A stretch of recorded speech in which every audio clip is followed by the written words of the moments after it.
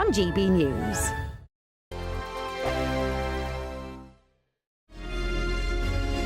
Thank you, Britain, for the thousands of you who are becoming friends of GB News each and every week.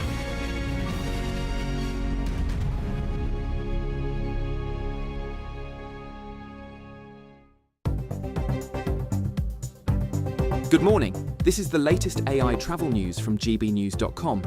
On the A82 southbound at Bowling, a road traffic incident partly blocks the road, causing delays. Please allow extra travel time and exercise caution. Meanwhile, on the M4 eastbound, congestion is building significantly between junction 44 at Llanlas and junction 43 at Llandarcy, with stop-start queues developing. And on the trains, Avanti West Coast services face significant delays between Milton Keynes Central and Rugby, while cross-country services report disruptions at Southampton Central. For more travel news, go to gbnews.com. Martin Daubney, weekdays from 3 p.m.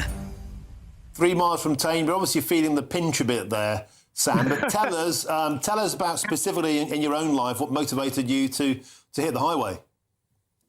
Yeah, so about 14 years ago, I made a decision I couldn't be here anymore, and luckily somebody found me. I was very, very lucky, and yeah, it had some incredible support around me and people who rallied around me and got me to a better place, really, Martin. Well, you got Union flags on your back there, flapping along, so no doubt you catch a lot of attention as you're walking on the hard shoulder. People peeping their horn and getting involved and saying hello to you? It's amazing. Honestly, I've been given cornettos, I've been given mini eggs. Honestly, Martin, the general public, I mean, they really back our British farmers, and farming is in crisis at the minute, Martin. And, you know, one farmer a week takes his own life. It's incredibly sad. They're the backbone of this country. Sam, a lot of people listening in will be absolutely behind you on that, although not walking alongside you. That'd be too much like hard work. But on a serious point, you're the co-founder of the We Are Farming Minds. And how can people get involved? You're probably trying to raise a few quid. How can people get stuck in, mate? So we're raising money for the National Federation of Young Farmers, our next generation of farmers, and letting our youngsters of our farming community to know that we're right behind them. Mental health, we need to break down that stigma, we need to normalise it, we need to talk about it and know that there's some incredible support, there's some organisations, fantastic organisations that are there. So I'm raising money for our next generation of young farmers, and we need to look after them because we need to keep the food on our table to support our nation. GB News, the People's Channel.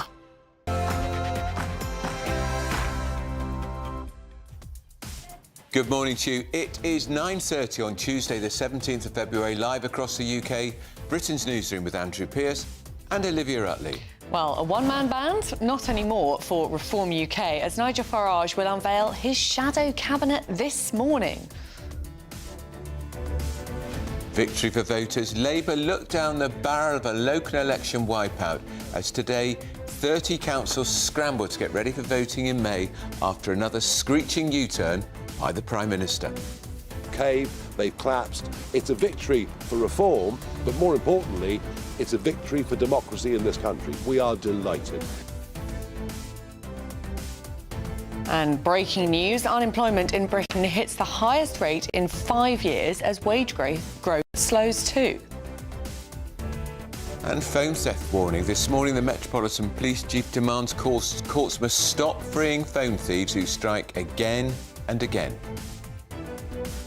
But we do need to make it easier and cheaper for people to buy an electric vehicle. And going diesel, Vauxhall will restart the sale of diesel cars in Britain due to the lack of demand for electric vehicles. Back on the high street, John Lewis relaunches Topshop in all its UK stores as part of an £800 million expansion.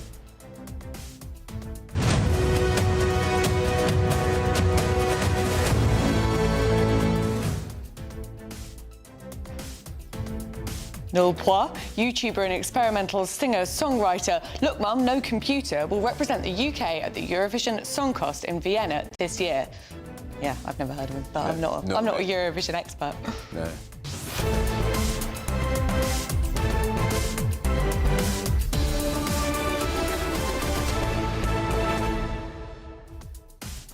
The local elections, when Stephen Kinnock came on, he should have been hanging his head in shame, the minister, because they are only being restored because Reform were taking the government to court on Thursday, and the government's own legal advice said they were going to lose, which means the elections would have been back on. And would our lawyer Prime Minister have been able to survive that resignation call? Unbelievably embarrassing, isn't it? And it's a huge, huge win for Reform UK. The Lib Dems are trying to sort of snatch the win. They're going to try and get the government to publish the legal advice, which I would be quite entertained by, because that would be, you know, really exciting. And I don't think that the Labour government could say that, no, they don't want to publish it, because that would look awful for transparency. But the Lib Dems were going to call for an election themselves, so they can't talk. Yeah, they had key elections in Cheltenham and Gloucestershire run by the Lib Dems. They called off that election. Presumably they think they were going to lose. What, to Reform? The Tories? Who knows? As ever, we want to know what you think, so send your views and post your comments by visiting gbnews.com/your say. But first, here's your 60-second news update with Sam Francis.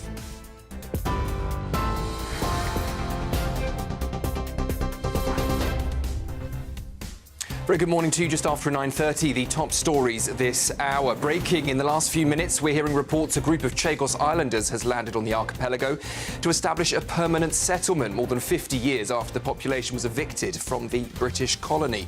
Led by self-declared First Minister Ms Lee Mandarin, the four-strong party have defied a British exclusion zone and will say hundreds will now follow, declaring we are here to stay.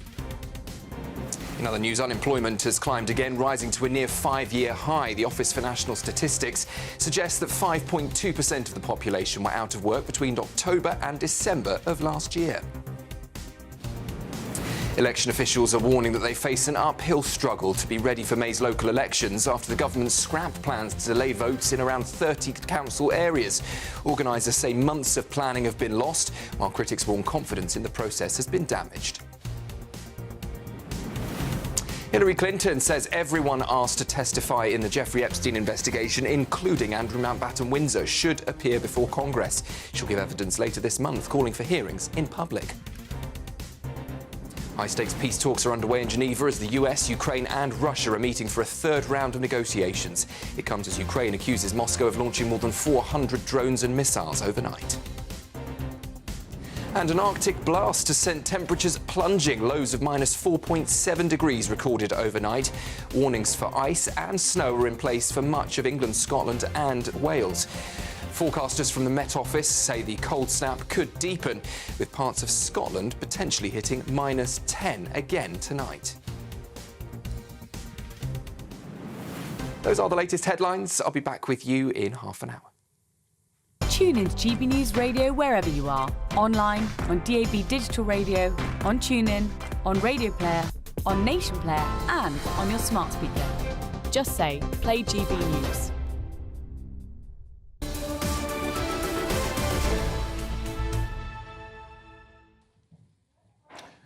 And welcome. This is Britain's Newsroom live across the UK. It is with Andrew. I was just about to say Miriam, but of course it isn't. It is not Miriam, no. You look to me a bit more like Olivia Rutley in Miriam Cates. Well, yet another astonishing U-turn by Labour as they drop plans to delay voting in 30 councils over legal concerns. So down to Reform UK and their legal challenge to that decision, which was going to be heard in the courts on Thursday.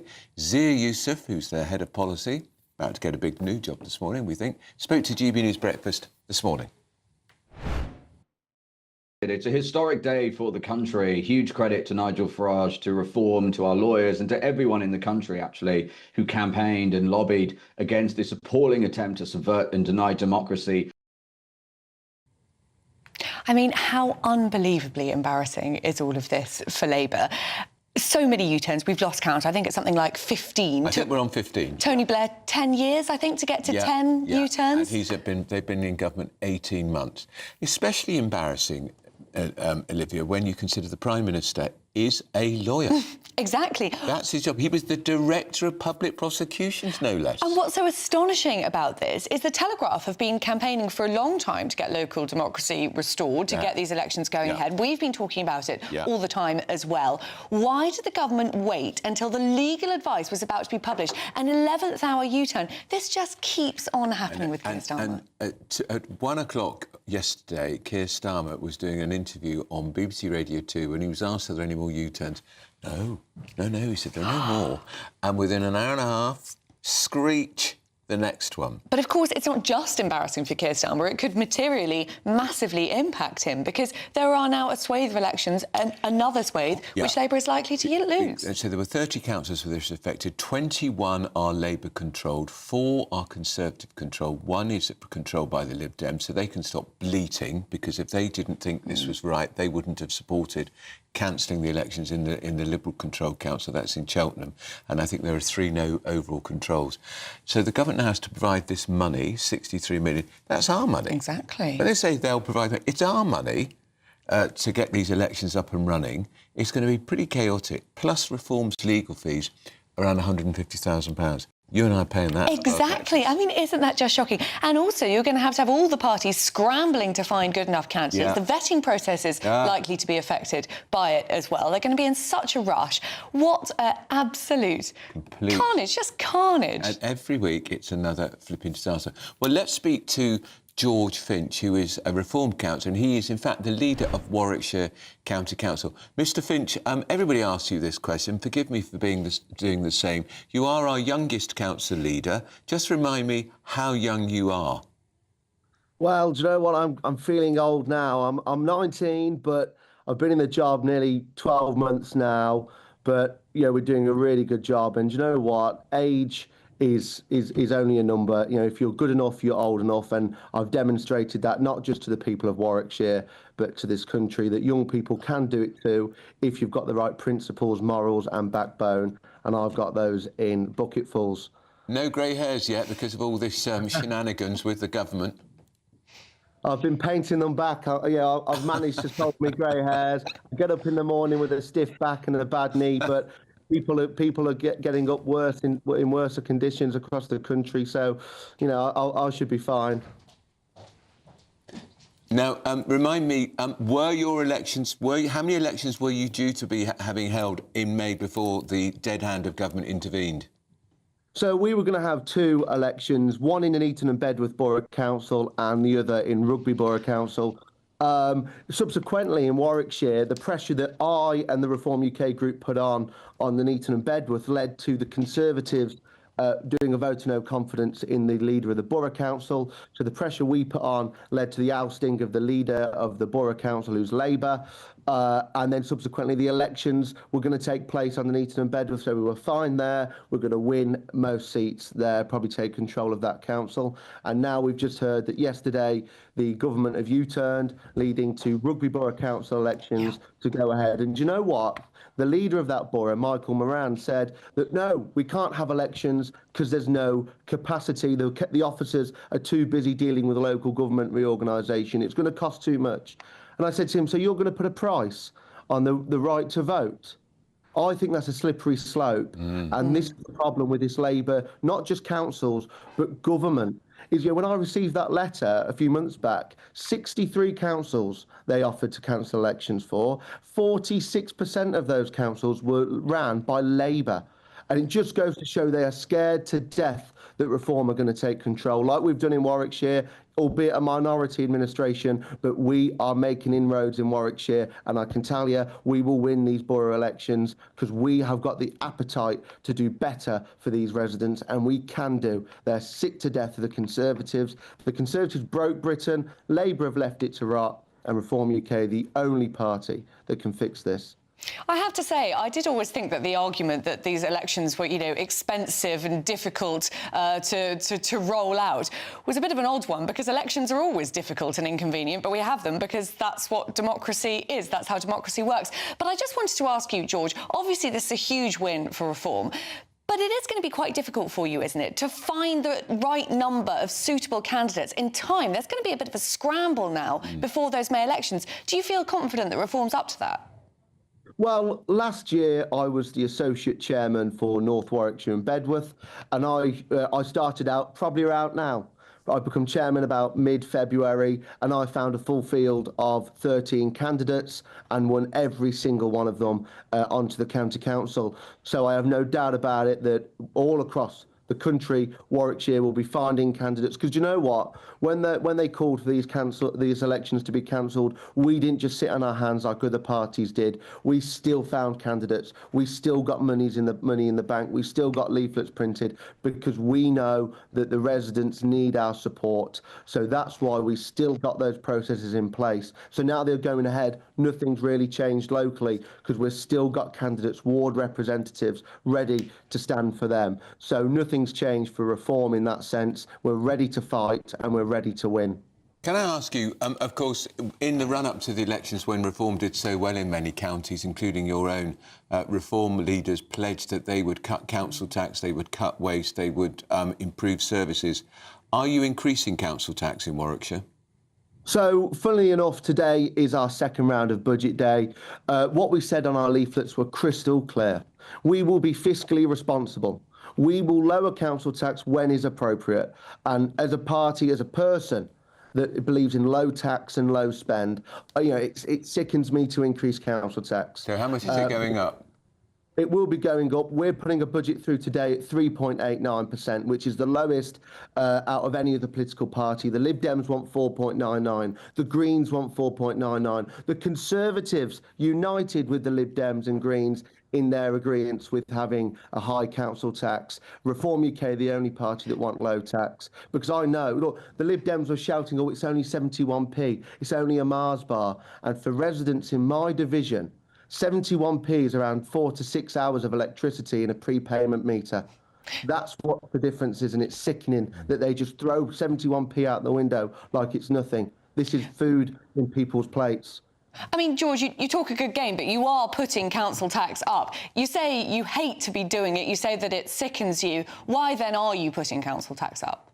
There's huge pressures in councils. There's a huge £50 million a year spent on home-to-school transport, and everybody knows that I'm the guy that's been trying to stop this mad spending from day one. The SEND bill is out of control. Adult social care is increasing. People getting older and iller, and the NHS needs reforming. But there's a lot of problems that we're seeing that national government are forcing upon councils. For example, we spend £50 million a year on home-to-school transport, yet we have very little powers to reform it and change it and make it value for money. The national government forces us to do that. We have 100% of the bill, but 50% of the powers to change it. I think it's a joke. And like I said before, the government really needs to give councils that devolved power to be able to change these huge issues, because it's going to bankrupt councils. And I've said it time and time again. If it continues, councils will not survive in 5 to 10 years' time with the way it's currently going, unless we change the EHCP systems, we change the SEND needs system. Look, I've got a sister with SEND. I'll always support the most disabled kids. But there is a big question mark around about parental responsibility. And you may be shouted down about it, but you need to have these conversations. The money is drying up because it's not coming from private companies. It's coming from our pockets. And there's people that can't afford electricity, food, the food shop. They can't afford things like that anymore. And we're taking more money out of council tax. So what we're doing on the county council, increasing commercial revenue so we can get money elsewhere, not just through taxpayers. We're investing more. We're bringing more efficiencies into the council so we can make sure it's a small, robust but efficient council. That means it doesn't need as much council tax off the residents to be able to run properly. I think that's the best deal that the residents could ask for, and that's what we're delivering here. Well, thank you very much, Councillor George Finch, and let's hope you are able to actually lower taxes soon. Absolutely. Good stuff. Very good to hear from you. The youngest council leader in Britain. Talks a good talk. He does talk a good talk, yeah. Still ahead, we'll celebrate the return of Topshop. Some of our producers here have never heard of Topshop. To Britain's High Street, and it's all thanks to my favourite store. Oh, John Lewis. I love John Lewis. Spend my life there. Love Topshop as well. Very excited for that. Very much. But up next, unemployment hits a record 5-year high, with almost 1 million 18 to 24-year-olds not in education, employment or training. I'm not shocked by this. No. Not shocked at all. Terrible statistic. Inevitable. But first, we want to cheer you up with this look at some holiday sun.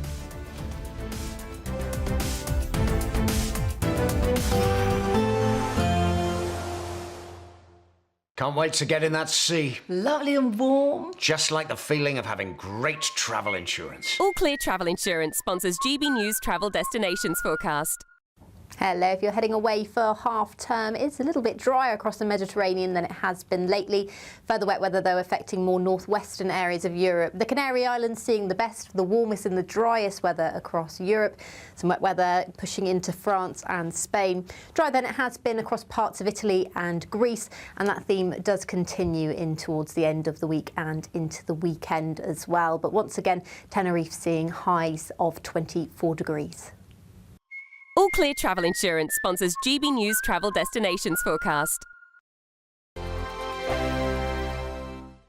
No matter the state it's in, this is our nation. Join me, Jacob Rees-Mogg, for a genuine, honest discussion on where we have been, where we are going, and where we are with the people who set the direction. Tune in to State of the Nation every Monday to Thursday, 8 to 9 o'clock. Only on GB News. GB News Breakfast, every day from 6 a.m. So we're giving them artificial intelligence. What they need at this stage in their lives is real human connections. They need conversations, they need interactions, they need real world experiences. They need to develop their cognitive skills before they can even understand, and their verbal skills, before they can even understand the concept of virtual reality. What is this thing that we've created? And Dawn, you know how it is with ChatGPT. It's very empathetic. It's very supportive. It reinforces you. It doesn't disagree with you. It doesn't break up with you. It doesn't tell you you're wrong.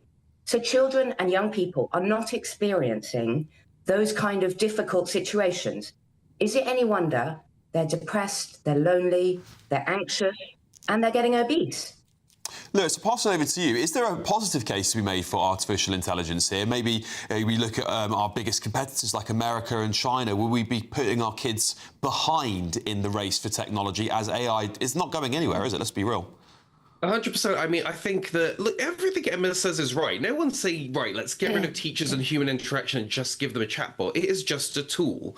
And if we ban it, we are missing a huge opportunity to really level up kids everywhere. We still have children unable to read and write leaving schools. AI could understand how people are actually learning. It could clock, actually, you know what, I'm not going to show you this as a text because you're a visual learner. I'm going to show you this as a video. Actually, I'm going to give you tailored homework based on the things you haven't actually taken in. It can support teachers and flag that there are issues that need to be looked at, that actually they're really struggling with this or that.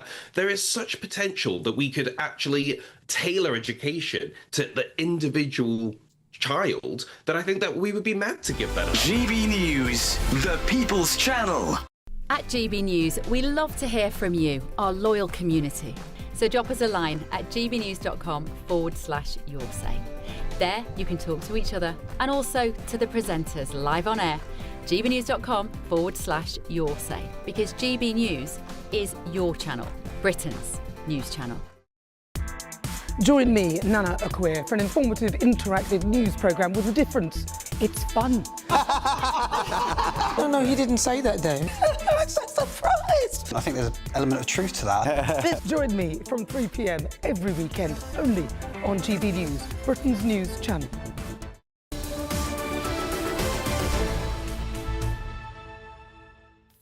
It's 9:51, Britain's News on GB News. Now, unemployment's hit its highest rate in almost 5 years. Yes, data from the Office for National Statistics reveals the jobless rate rose to 5.2% in December. That's up from 4.1% when Labour came into power. And guess who's paying the price, the heaviest price? Young people on the brunt of it, as almost 1 million people aged 18 to 24 are not in education, employment or training. Call it NEETs. Well, joining us now is the business journalist Ian King to discuss this.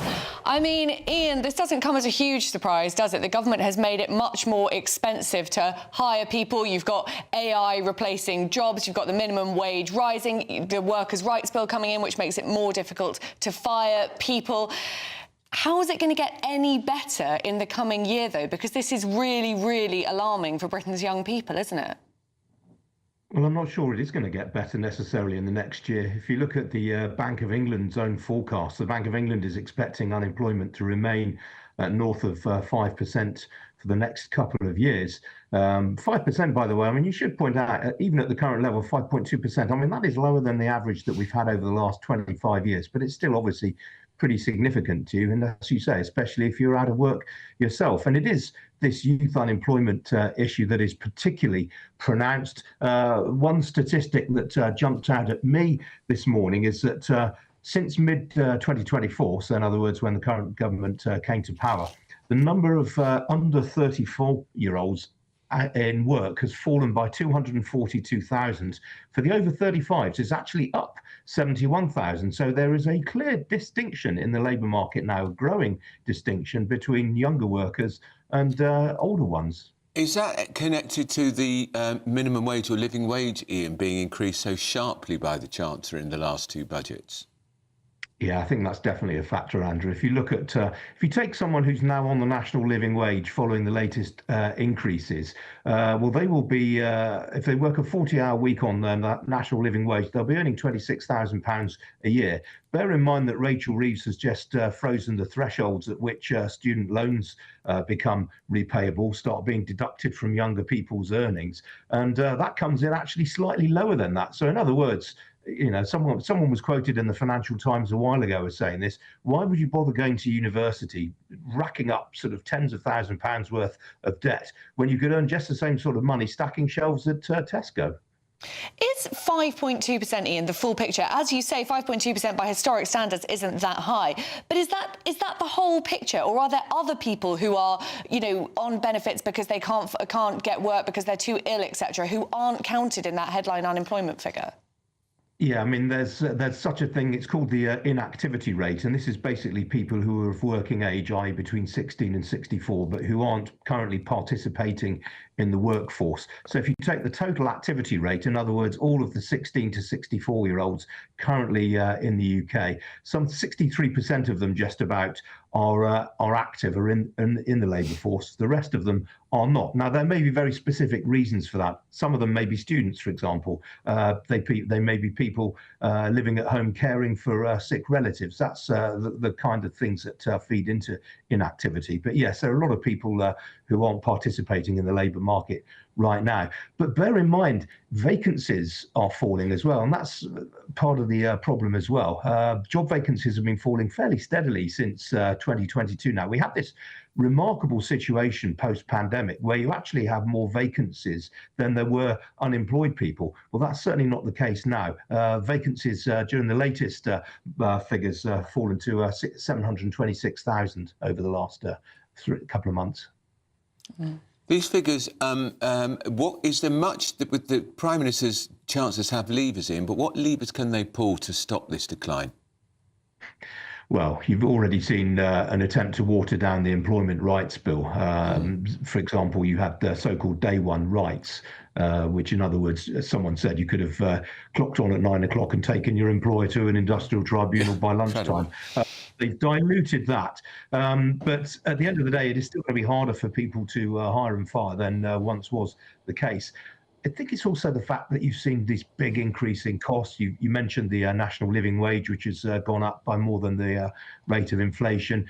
The big kicker, I think, the real driver of all this was October 2024, when Rachel Reeves put up national insurance contributions for employers and reduced the threshold at which they came in, and that has really, really stifled employment. If you look at the sectors where jobs have been lost, 65,000 jobs. I'm afraid we're going to have to cut you off there, but thank you so much for joining us. Still ahead, well, Reform UK leader is going to announce his top team this morning, and you cannot miss it. This is Britain's Newsroom, Britain's favourite morning show on GB News.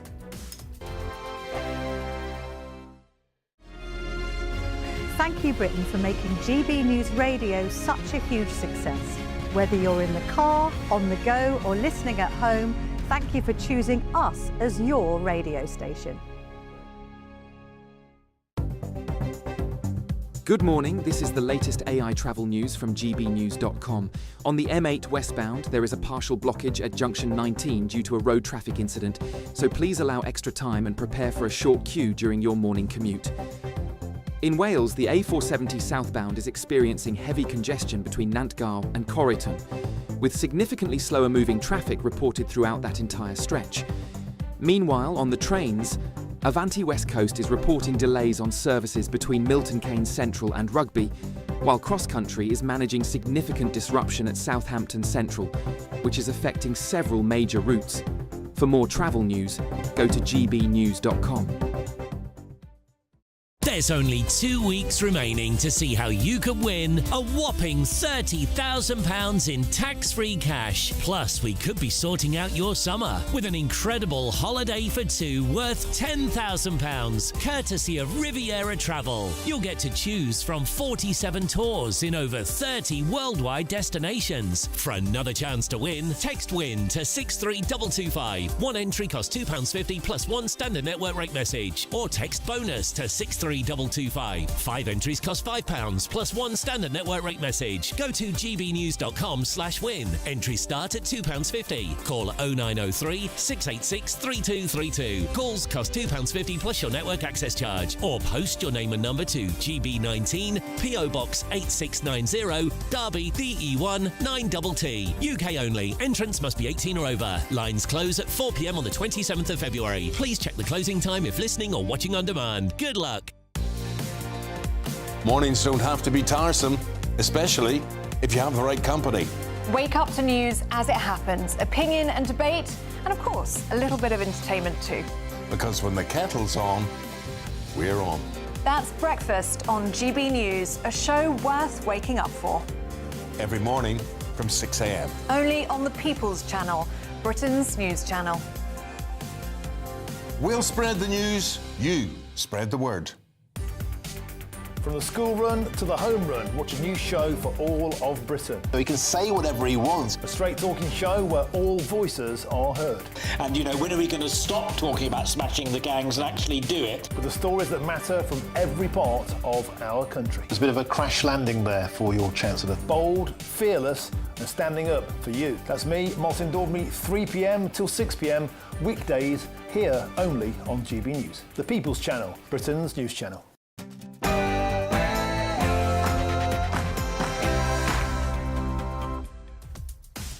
Good morning. It's 10 o'clock on Tuesday, the 17th of February, live across the United Kingdom. This is Britain's Newsroom with Andrew Pearce and me, Olivia Utley, filling in for Miriam Cates.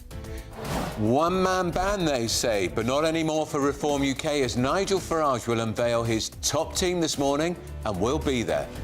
And victory for voters. Labour look down the barrel of a local election wipeout as today councils scrabble to get ready for voting in May after yet another massive U-turn. They've collapsed. It's a victory for reform, but more importantly, it's a victory for democracy in this country. We are delighted. All the main parties have got to find 900 more council candidates or even councillors to stand in elections that weren't meant to happen. Should Steve Reid resign? Breaking news, the civil rights activist Jesse Jackson has died at the age of 84. He campaigned alongside Martin Luther King in the 1960s. And Chagosians return. A group of Chagos Islanders have gone back to the island to establish a permanent settlement more than 50 years after the population was evicted from the British colonies. Nice news there.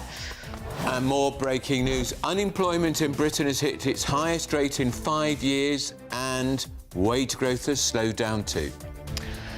Elsewhere, phone theft warning. This morning, the Met Police Chief tells courts they must stop freeing phone thieves who strike again and again.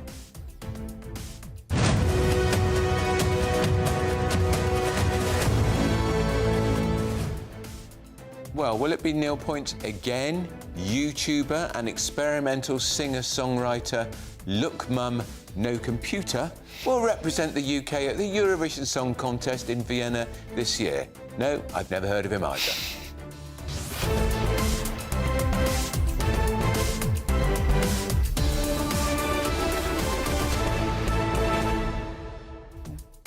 I mean, that unemployment figure is really, really interesting talking to Ian King there. Yeah. 5.2%. It could not be more predictable, could it? I mean, the government have made it much, much harder to employ people, much more expensive. Yeah. They're about to make it much harder to fire people. Yeah. What were they thinking was going to happen? I know. And if you recall her whole approach when she became the Chancellor of the Exchequer, growth, growth, growth. She was the Chancellor who was going to bring more growth into the economy. There's no growth in the economy is flatlining and unemployment's going up, and sadly it's our young people who are most affected. And then of course at the same time you've got AI taking all those entry-level jobs, so you'd think the government will be doing everything it could to mitigate the damage, but doesn't seem to have got the memo. Well, perhaps you think they have. We'd love to hear what you think. Send your views and post your comments by visiting gbnews.com/your say. But first, here's the news with Sam Francis.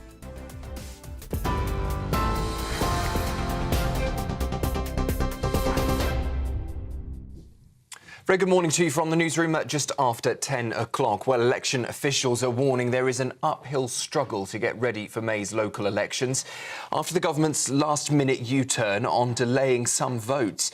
Ministers had planned to postpone ballots in around 30 council areas until 2027, but they've now scrapped the move after a legal challenge, meaning elections will now go ahead on the 7th of May. Organisers say months of planning time has been lost, putting pressure on council teams to catch up. Critics say the sudden change has created uncertainty and damaged confidence in the democratic process. But Shadow Business Secretary Andrew Griffith joined us here on GB News this morning, and he's welcoming the reversal. Rather than focus on jobs, rather than focus on defence, rather than focus on fixing our healthcare system, have decided to inflict this ridiculous local government reorganisation on the country. It's properly mad. And on a day that we've got the highest unemployment for 5 years, young people finding it incredibly hard to get a job, they shouldn't just shelve their cancellation. They should shelve the whole of their local government reorganisation and get on with the real job. Well, breaking this morning, tributes are pouring in for the US civil rights leader Jesse Jackson, who has died at the age of 84. His family say he passed away peacefully this morning, surrounded by loved ones. Jackson was, of course, that towering figure in the fight for racial equality, working alongside Martin Luther King Jr. during the civil rights movement of the 1960s. He also made history with 2 runs for the Democratic presidential nomination in the 1980s. His family say his lifelong commitment to justice helped to shape a global movement for freedom and for dignity. More than 50 years after being forced from their homes, a group of Chagos Islanders say they've begun a permanent return. 4 people landed on the remote archipelago, defying a British exclusion zone, and say hundreds more could follow. They're led by Misley Mandarin, who says many islanders want the chance to return before it's too late. The Chagosians were removed by British authorities in the late 1960s and 70s and resettled mainly in Mauritius. The group says they now plan to stay, though, as the UK considers handing sovereignty of the islands to Mauritius. In other news this morning, the UK unemployment rate has climbed to a near 5-year high, rising to 5.2%. In the final 3 months of 2025, the Office for National Statistics says the increase reflects weak hiring and more people actively looking for the work.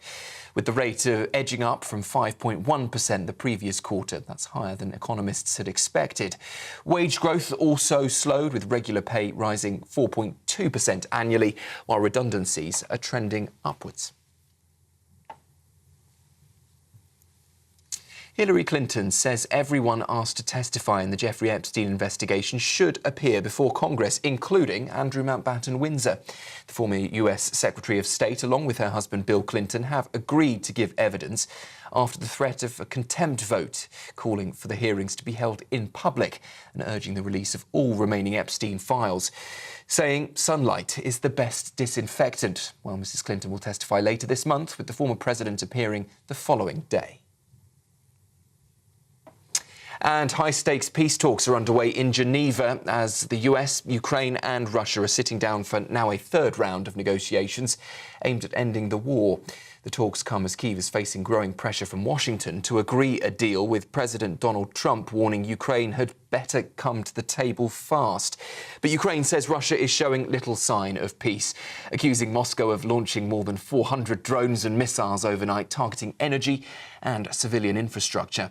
Representatives from all 3 countries are meeting in Switzerland after 2 previous rounds failed to make any progress. Those are the latest headlines for now. I'll be back with you in half an hour. Now it's over to Olivia and Andrew.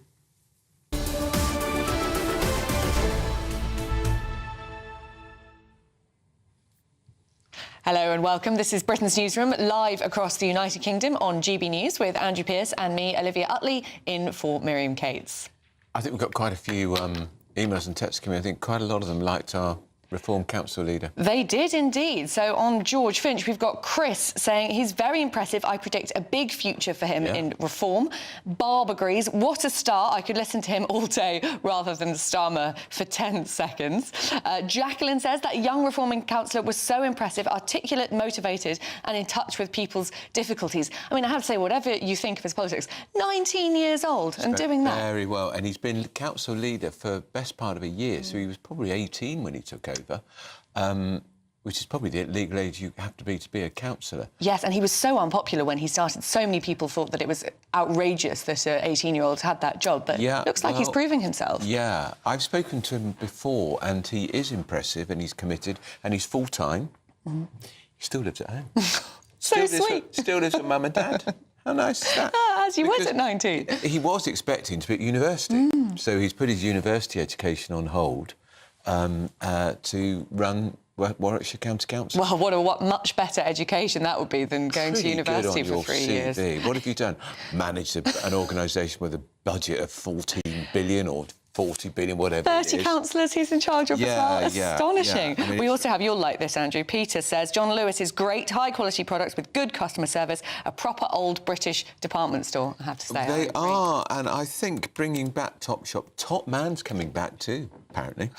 Reminds me of my youth, lots of days in Oxford Circus choosing dresses. Looking forward to that. But now, on to much more important things. Let's cross live to Westminster to speak to our political editor, Christopher Hope. What a huge victory this is for voters, and also, of course, a big victory for reform. How did Labour let it get to this stage, though? Why did they not see this coming down the line? Keir Starmer is a lawyer, after all. What an embarrassing day for the government. Well, if it really was, they've handed this a gift-wrapped Easter egg to Reform UK, because they were the only party that took on the fight against Labour for trying to suspend elections in 30 council areas, 900 councillors who wouldn't face re-election or election for the first time. That's all changed. It looked like the government was trying to play it slightly fast and loose with some legislation from 26 years ago, which didn't work.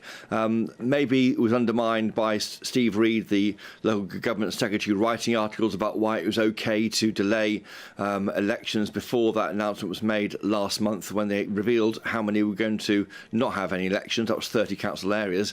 But deeply, deeply embarrassing. A moment here for Reform UK. I can't think of another time in my time covering politics over 3 decades. Maybe Andrew can too. I can't think of one where you've had a minor party with eight MPs challenging the main parties and overturning and forcing an election on them. At the elections in May in England, Reform will simply be able to say, these are the elections they didn't want you to have. Send them a message. I mean, it's the ultimate PR goal for the cost of maybe just over £100,000 in legal fees for Reform. It's a complete disaster. Reform might be wondering why they didn't try and challenge the suspension of elections last May, but maybe it may be something to do with having more money this time. They, of course, pocketed £9 million from just one donor in the back end of last year. So they're a well-off challenger party. They've blooded the nose of Labour, and I would say also the Tories and Lib Dems. The Tories had 4 council areas not having elections, also the Lib Dems. And on GBN tonight, on the Farage show last night, which I was presenting, John Curtis said he thinks that the Tories will do worse from those seats which will be fought now, because they control these large counties. Those counties are now in the frame for Reform UK. So although 3/4 of the council areas are Labour, he thinks that the Tories will do worse from what's happened yesterday. And particularly galling it would have been, Chris, for some council areas to have elections cancelled for a second year running, especially when the council then chooses to put the council tax up by the maximum of 5.99%, and there's no redress for the voters at the ballot box. And that's the point to which Nigel Farage made yesterday. He said these are 4.6 million council taxpayers. And he went back to brass tacks. He said, you know, no vote without no pay tax without representation. He's making the point, why should people have to pay taxes to councils that they haven't elected? And it goes back to the very point of what our tax system and voting system is based on. I think that's where Reform rooted their argument, and it's quite hard to argue against that. It's costing £63 million more for Labour to allow these of 21 of the 30 areas to have their councils, the Labour government. But what price democracy? I mean, I think Zia Yusuf made this point when the suspension first happened. I was trying to put in the government's point of view, which is the government say, why have elections when the councillors are only there for 1 year before they're replaced by a unitary authority? It's just too expensive. And he said, well, isn't all democracy expensive? I mean, the point of our democracy is it costs money. It'd be easier, frankly, not to have any elections, have one person run the country forever, and that would save money. But at some point, you're losing something. You're losing a connection between our leaders, elected leaders, and why they're there, and that matters so much. Of course, you mentioned there before, Liv and Andrew, in your preamble there, that we are looking into a very big morning for Reform UK. We're seeing their shadow team set up. We think we're going to see Robert Jenrick as the shadow Chancellor, the Treasury spokesman. He seemed happy with his role last night when we asked him on GBNews if he was happy. Maybe Zia Yusuf at the Home Office, Richard Tyson, a beefed up energy business and industry group. So that's interesting. I'm also interested, as you two will be, over who doesn't get jobs. Are they cross? Will there be a job for Suella Braverman? Danny Kruger may stay in the role of a kind of thinking of the policy agenda. Lee Anderson, others too, Sarah Poach and Andrew Rosendale.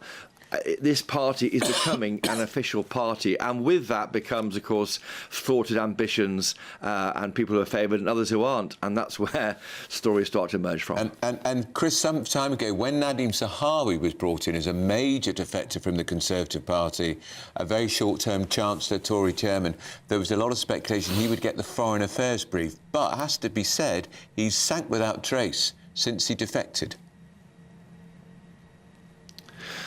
Well, yes, I mean, that could be, he may be busy in his business world. I mean, he's not an MP, he's not elected. There are others too. There's Sir Jake Berry, the former chairman of the Conservative Party, others who may want to get some form of role in Reform UK. Now, Nigel Farage knows he'll go into the election next time with only maybe 12. If there's more by-elections, if he wins more by-elections, he won't get more than maybe a dozen maximum MPs going into the elections. So we'll be taking his entire team that he wants to run the country with if he wins on trust. We won't know who they are. They're not elected people, and that is a big gamble, I think, for Brits. So he's got to try and get his top team out there selling the message for Reform UK. It's not a one-man band anymore. There's other people in it too, and if that works, well, it might help them in the polls. It may not, but currently it is seen as that one-man band, and that's got to change. Well, thank you very much, Chris Hope, for joining us, and we'll be back with you at 11 o'clock for that huge reveal from Nigel Farage, so don't go anywhere.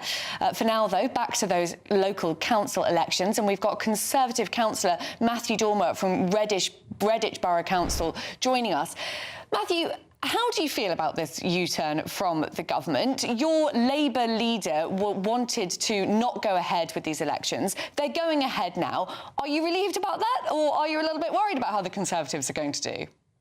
No, I'm not worried in the slightest. I'm really relieved. I'm happy they're going ahead. The reasoning for them not going ahead was just ridiculous, if I'm quite honest. Labour have a lot to lose in these elections. I think they hold most of the seats. So, yeah, we're not concerned in the slightest. Do you think the Tory party missed a trick here, though, Councillor? Because it's Reform UK that went to court. It's Reform UK that has this victory. And we know there were at least four Tory authorities where there were also to be no elections, prompting some suggestion that they were all a bit frit. Shouldn't the Tories have been the ones who were taking this to court?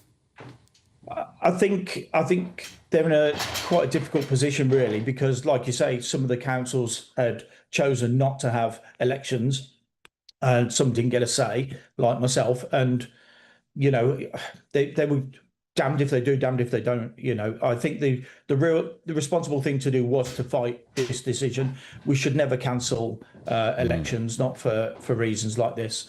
in Redditch, we've not even had a decision as to whether we're in the next round of local government reorganisation. So it was foolish to cancel our elections. Well, Matthew, the problem is that there are some Conservative-led councils who were planning to cancel elections. How do you feel about your colleagues in the country who wanted to get those elections cancelled? Because, as you say, it was an irresponsible decision. Yeah, look, I can't speak for other councils. I can only speak for my own. I always believe democracy should take place when it's supposed to take place. Like I said earlier, people pay their council tax and they expect the elections on those days. For whatever reason they choose not to have elections, that's down to them. And if they can justify it, that again is on them. As far as I'm concerned, our elections need to take place, and I'm very, very glad that that this decision has been fought and won. And I'm happy now that that our elections are taking place. Mm-hmm. All right, that's the view from Redditch from Matthew Dormer, who is a Conservative councillor there in Redditch. Thank you so much for joining us.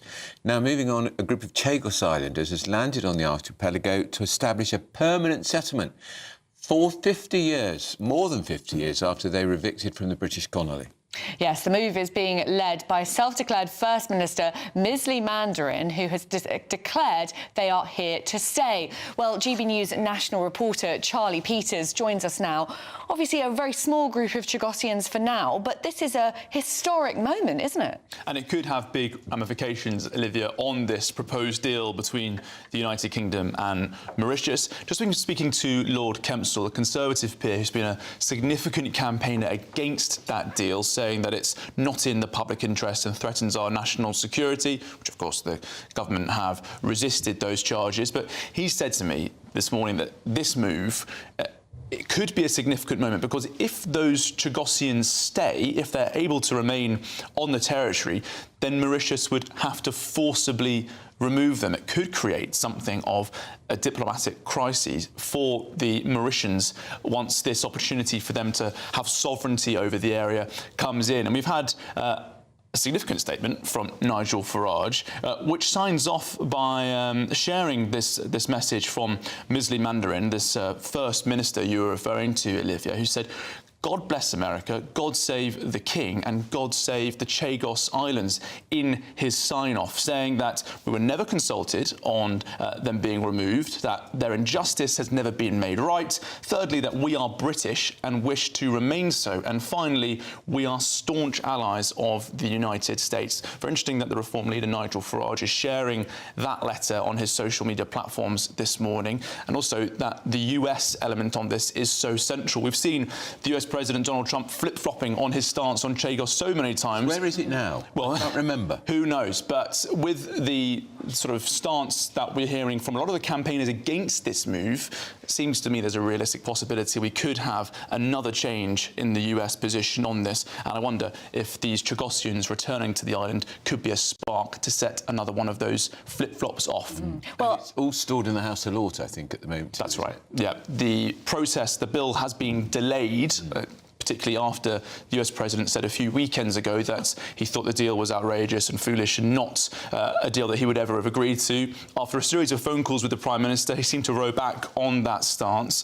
There must be, Olivia, this great sense of trepidation and nervousness inside the British state, and particularly among its elected officials, worrying that at any moment that the Trump world could change again with their stance on it. And I do wonder if this message, which says, "We have returned, we will not be silent, God bless America, God save the King," that sort of British-American dual attack on the deal could be another thing that sets off the Trump reaction. Yes, I think Keir Starmer would not want to be the Prime Minister who whipped sovereignty away from the Chagosians at the 11th hour. Charlie Peters, thank you so much for joining us. Now, still ahead, tributes from around the world pour in for the civil rights activist Jesse Jackson, who's died at the age of 84. I'm sure if you're watching on TV here, you'll recognise when we play a recording of him, you'll recognise his voice. But up next, unemployment hits a record 5-year high in Britain. How on earth do we reverse that trend? We'll talk to that with our panel. Nigel Nelson and Piers Pottinger, they're back. Look forward to speaking to them. We certainly do. Britain's Newsroom on GB News. Westminster's full of talk, but out here, it's the real world. Am I allowed to talk now? No, that's it. This is where it matters, real people and real lives. That's what politics is all about. In fact, has Trump made a good start? No. Straight answers, no spin, and just a couple of pints. How many fingers have I got up? About 10. So join me for Lee Anderson's Real World every Friday at 7 p.m, only on GB News. The People's Channel, Britain's news channel.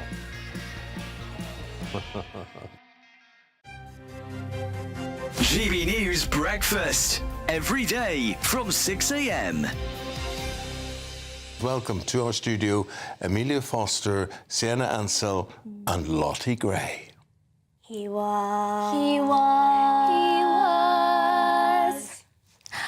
1, 2, 3. He was a famous trumpet man from out Chicago way. He had a boogie style that no one else could play. He was the top man at his craft. And then his number came up and he was... Absolutely wonderful. Oh, my God. Come and join us over here, ladies. So right. Who's who? Who you are? Lottie. Lottie and... Sienna. Amelia. Amelia, lovely seeing you. I'm going to be terribly rude and ask how old you are, because you're all very young. I'm 13. 13. 15. 14. Wow. Yeah. And your voice is stunning. Stunning, stunning, stunning. And what do you feel about singing songs from another era? We love it. There's something so wholesome and special about the music, the outfits, the costumes, everything. We really enjoy it. And our parents, our grandparents would have remembered the war and they would have remembered these songs. But this is carried on to a new generation today. We love, because we have shared a lot of our music on social media. We've, got millions of views and things, and that it's incredible to us. But I think we love that we can share older music with the younger generation, but also connect with the older generation. I think it's amazing that we can do that through music. And I think it's definitely important to keep the music alive, so everybody remembers especially in the war, the people that fought in the war and the remembrance, which is very special. How did you get together? How did all this start? For the 80th anniversary of VE Day at Ripon Cathedral, there was a performance. They needed a trio to sing a few songs. We got together. We really didn't think much of it. So you weren't a trio before that? No. GB News, the People's Channel. You want to know what's really going on in the corridors of power? Labour don't know what to do with you half the time, and that makes you quite lethal in the chamber. Get behind the headlines with Chopper's political podcast. Join me, Christopher Hope, as I sit down with the great and the good of British politics. We'll see where this ruling takes us. These are the stories shaping our nation. Chopper's political podcast, available now on all platforms. Listen in and stay ahead.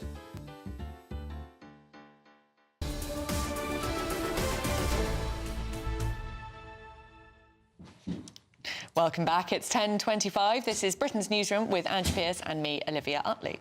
The panel, that's Nigel Nelson rearranging his chair, dropping his cushion on Piers Pottinger in the studio. We've just got to talk about this humiliation number 15 for your mates in the I make it 12, by the way. But so much better. What's the odd reshuffle between friends?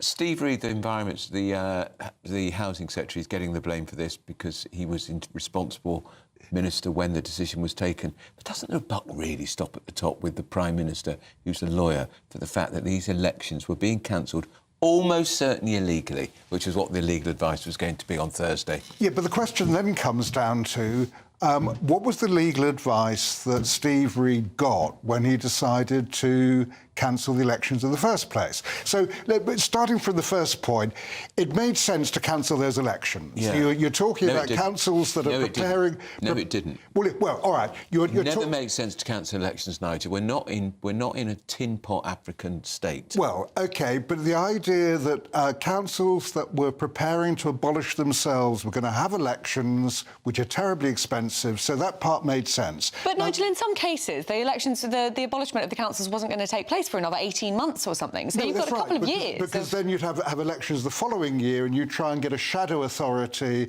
to prepare yourself for the local government reorganisation. So that side of it seemed to make sense, but I assumed, obviously naively, that they would take the appropriate legal advice to make sure that was lawful. I think that was a fair assumption from you there, Nigel. I think we all assumed it would be lawful. Only a week or so ago, Steve Weed, as I call him, was saying that the local elections were pointless. Yes. I mean, that's a pointless, that's anti-democratic line. And this government has a collective IQ of a Ferrero Rocher. And I mean, in some parts, though, like Ed Miliband, a lot nuttier. I mean, it's really shambolic. Reid, if he had any decency at all, would have resigned by now. And if Starmer had any spine, he'd have sacked him by now. Neither of these things have happened. And it's indicative of this calamitous government that just every day makes more and more mistakes. And don't forget, we've still got a Labour MP, Tulip Sadiq, who has been prosecuted and convicted. My MP, She's been convicted of corruption in Bangladesh, sentenced to 2 years and a fine, and she's still a Labour MP. And by the way, what did she used to be? The Minister for Corruption. Yeah, well, we don't know how fair that prosecution is in Bangladesh. But just going back to Steve Reid and whether he should resign. Of course he should. What he should do, and it would have happened today if Parliament was sitting, because there'd be an urgent question, no question about it. What he should do is publish the evidence he had at the time of making the decision. So we actually know, did he take legal advice? What was it? Are we going to get that next week? Well, one the Lib hopes so. Dems are going to use that opposition day motion that the Tories used a couple of weeks ago about Manson to release the papers. Yeah, we don't need to publish all this stuff for Steve Reid. Well, I mean, it's nonsense. The decision was they made a why he made it. mess of this. They should pay the price. And of course, the one thing this government will never do is take responsibility themselves for their own mistakes. They blame everyone else. I mean, Starmer on the Mandelson front seems to forget he chose Mandelson despite being told by countless people he shouldn't appoint him as US ambassador, yet now he blames process and gets into a whole lot of rubbish about we're going to rearrange stuff in Downing Street. It's nothing to do with that. It's his own misjudgment. And these people are incapable of governing. And it's about time they went, quite frankly. But what we need to do is, in this particular case, before we go on to Mandelson and all the other sort of disasters that have befallen the government... Well, there's so many. I mean, we we need to find out exactly how the decision was made.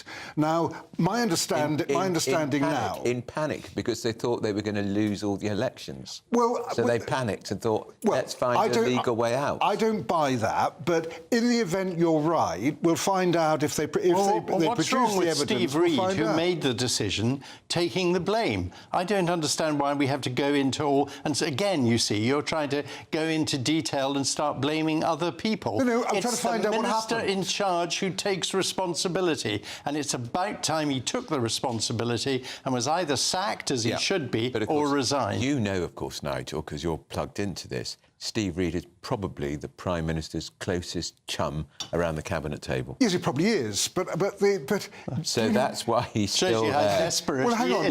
Do you not think that we ought to find out what happened first? They screwed up. Well, of course they screwed up. We know that. They can't blame the lawyers, surely. Is that what they're sort of hoping they're going to be able to do? Publish the advice and blame the lawyers? The whole question was, did they take legal advice? If they didn't, that is incompetence. Well, in which case, what was it? But if it wasn't for Farage taking this to court, Nigel, this potentially this illegality would have gone unproven. Absolutely right. Which is appalling. No, I mean you've got to give the credit to Reform and Nigel Farage because this is an illegality that would have gone unproven. Nigel Farage, I agree. And the Daily Telegraph, both of them deserve great praise for pursuing this properly, because it was an absolutely outrageous attempt to remove British people's democratic rights. A shameless move, because they knew they were going to lose, and now they're going to lose even worse. They've cut their own throats. Actually, the irony is they're really probably not. Stupid. Because, I mean, a lot of the councils, the Labour councils that are voting a third of their councillors, so we'll probably hang on to them. It's the Tories who will probably come off worse. Well, they should have been the ones who have gone to court to fight this. It's Reform. Yeah, it's a Reform the Conservatives victory. They've won the moral bad case on this. here. I would totally agree. And Farage does deserve a great deal of praise for this. But you see, Farage is a brilliant communicator and a brilliant campaigner. And when he has a go at something, he doesn't give up.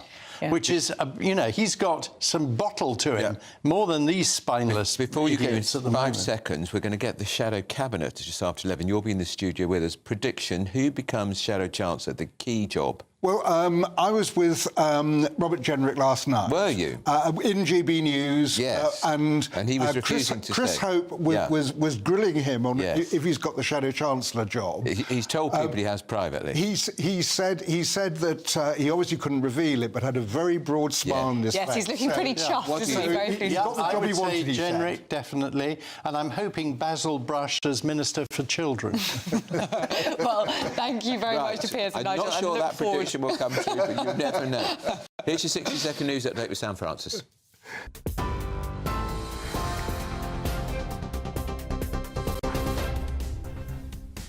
Very good morning to you. 10:30. The headlines. Election officials are warning they face an uphill struggle to be ready for May's local elections after the government scrapped plans to delay votes in around 30 areas. Organisers say months of planning has been lost, while critics warn confidence in the process has been damaged. Tributes are pouring in this morning for the US civil rights leader Jesse Jackson, who has sadly died at the age of 84. He worked alongside Martin Luther King Jr. during the civil rights movement of the 1960s. More than 50 years after being forced from their homes, a group of Chagos Islanders say they've begun a permanent return. 4 people have landed on the remote archipelago, defying a British exclusion zone, and they say they plan to stay. It comes as the UK is considering handing sovereignty to Mauritius. In other news, unemployment has climbed again, rising to a near 5-year high. The Office for National Statistics suggests that 5.2% of the population were out of work between October and December last year. Weak hiring and more job seekers are behind the rise. And high-stakes peace talks are underway in Geneva as the US, Ukraine and Russia meet for a third round of negotiations. It comes as Ukraine accuses Moscow of launching more than 400 drones and missiles overnight. Those are the latest headlines. A full roundup from the newsroom at 11.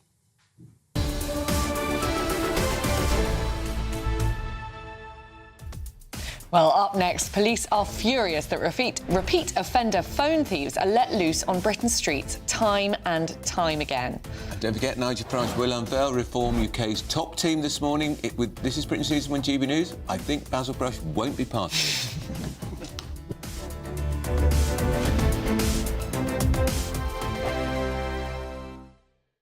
Hello, good morning. Welcome to your latest GB News weather update. It's a chilly start out there, risk of ice for many northern areas, but it is going to be a sunny day and a dry day for many of us. We've got a ridge of high pressure in charge, bringing that dry but cold start to the day. A few showers are still clipping the eastern coasts of England in particular, and cloud will thicken from the southwest into this afternoon. That's as ahead of this band of rain pushing in from the southwest, strengthening winds as well around this area of rain. But for many of us, a dry day to come. Still fairly chilly feel, particularly across the east coast, with a northerly wind making it feel colder than it really is. But temperatures will be below average for the time of year actually into this afternoon. Now the cloud does continue to thicken across southern areas, but actually for many northern areas, Tuesday evening brings a very clear night. Another cold one, in fact, and where we've got lying snow, temperatures falling below -10 degrees by Wednesday morning. More in the way of cloud building up in towards parts of Northern Ireland, as well as more central areas of the UK. And as a result, temperatures won't fall quite as low, but there's still a risk of frost by the time we get to Wednesday morning. So that rain moves slightly closer, further inland into parts of southwestern England, parts of South Wales and Northern Ireland, seeing some rain, potentially a flurry of hill snow across the southwest. But for many areas, we're just expecting rain into Wednesday morning. So a fairly cold start to the day, but frost a little more limited due to the cloud cover on Wednesday morning. So a slightly cloudier start to the day compared to today to come tomorrow, and more in the way of cloud through much of the day. Still though feeling quite bright across many eastern areas, and northern Scotland will see the sunshine by lunchtime. But across the south and west, notice this band of rain becoming quite heavy actually across many southern areas. There's some uncertainty as to how far north this rain goes, and as a result where there's a risk of snow, so please stay tuned. Thank you, Britain, for the thousands of you who are becoming friends of GB News every week. You're not only watching and listening to our programmes, you're becoming part of them too.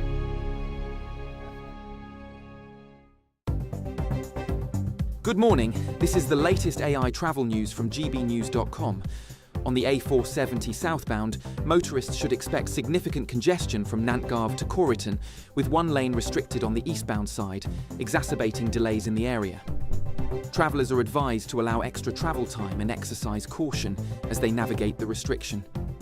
Meanwhile, on the trains, Avanti West Coast services face delays between Milton Keynes Central and Rugby, and Great Western Railway is also reporting widespread disruption across multiple routes, so it is advisable to check schedules before embarking on your journey. For more travel news, go to gbnews.com.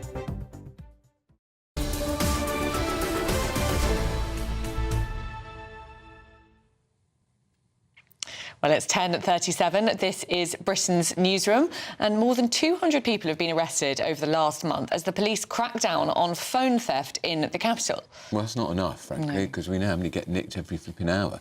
Drones, facial recognition technology were used to help officers catch the suspects. But the Met Police chief wants more support from the courts to reduce the numbers. Our home and security editor, Mark White, joins us in the studio. I mean, anyone who lives in London, and I'm sure other big cities in the UK as well, is used to this scourge of just phones being lifted out of people's hands. It's shameless, the people who are doing it on their bikes. They go to prison for a tiny bit and then just get immediately released to do it all again. They're very lucky if they go to prison. That's the point. You know, they're turning up at a magistrate's court, they're being slapped on the wrist, and then they're just turfed out to go straight back onto the street and to nick more phones. And it's highly, highly lucrative, which is why it's such big business. To give an indication of just how prevalent this problem is, in the past 7 years or so, about 600,000 phones have been stolen in London alone. It's running currently, or it was, at about 81,000 a year.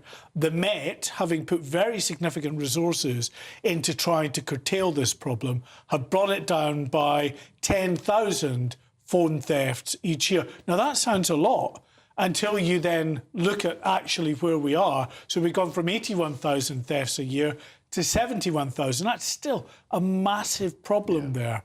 And what is happening is that these phones are stolen to order, effectively. The 14-year-olds, as young as, certainly teenagers, nicking these phones are getting about £100 a pop. And they're recruited on Snapchat, aren't they? Oh. So they nick a phone, if it's a good smartphone, they get 100 quid, they put it onto then the sort of middlemen, who then either put it into these kind of mobile phone shops around the capital, or it gets shipped off to China, gets reprogrammed and reused. And as I say, it's highly lucrative. And a lot of people now, of course, have phones in their hand, not because they're talking on them, because they're using their map. Because nobody has an A to Z anymore. An A to Z is a piece of ancient history. Is the advice, don't do that? It's to keep your phone on your person as best you often as you can? Yeah, no, absolutely. And don't go wandering along the street with your head dipped down into your phone, programming. You're looking there at people who've had phones snatched. So these are people that have their phone out in public. And as horrible as it is to suggest to people that you can't really use your phone in public, you can't, not in sort of, especially in areas like the West End in London, where people are just waiting to zoom by on their e-bike, snatch it from your hands. You're looking at some of the law enforcement activity there going after the gang members. And it has, as I say, 10,000 fewer phone thefts is, worth talking about. But it's not enough. But it requires a massive amount of policing resources. And we're talking about the Metropolitan Police that's already dealing with a £250 million budget deficit and fewer officers. So they can concentrate on this area, which at the moment people are thoroughly fed up, understandably, with all the phone thefts.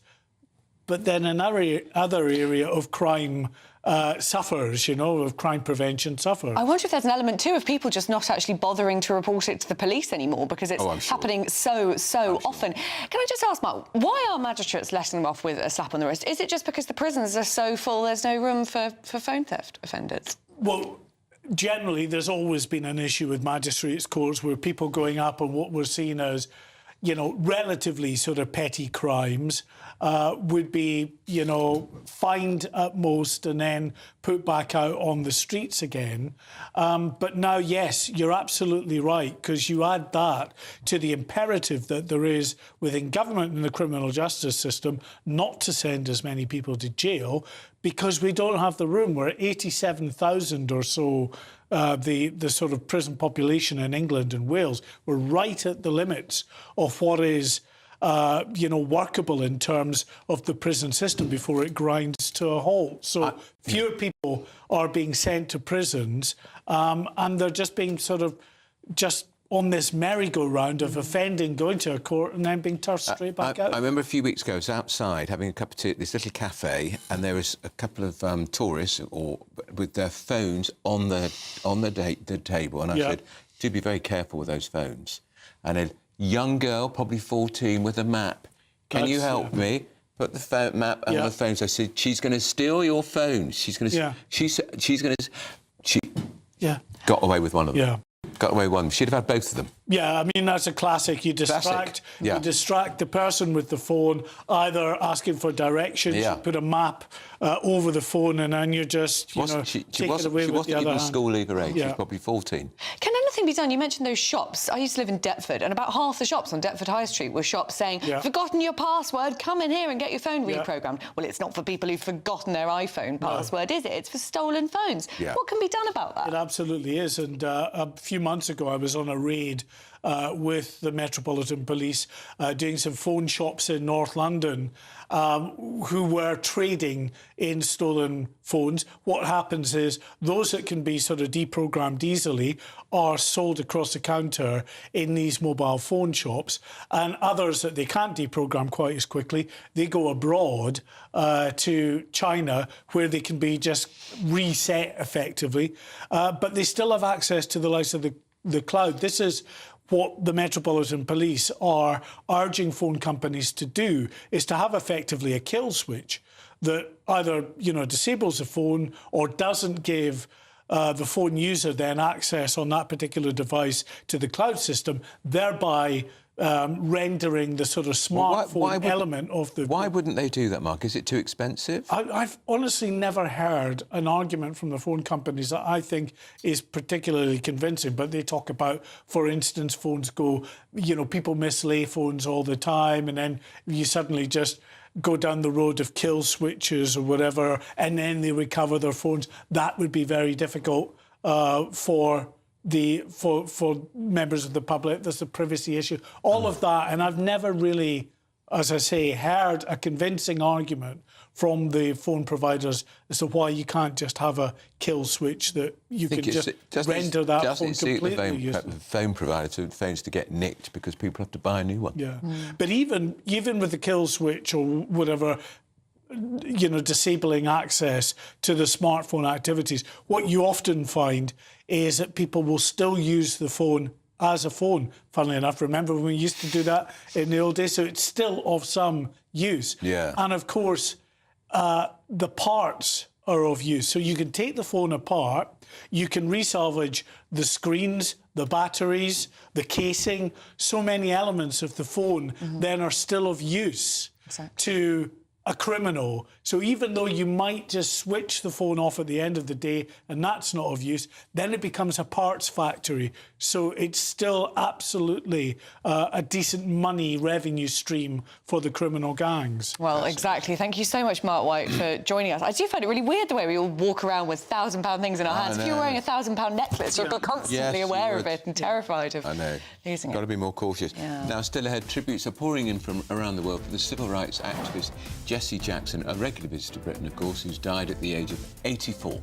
But up next, a rare and welcome success for Britain's High Street, and it's the return of one of my favourite shops. But first, if you're in search of some elusive holiday sun, here's the forecast.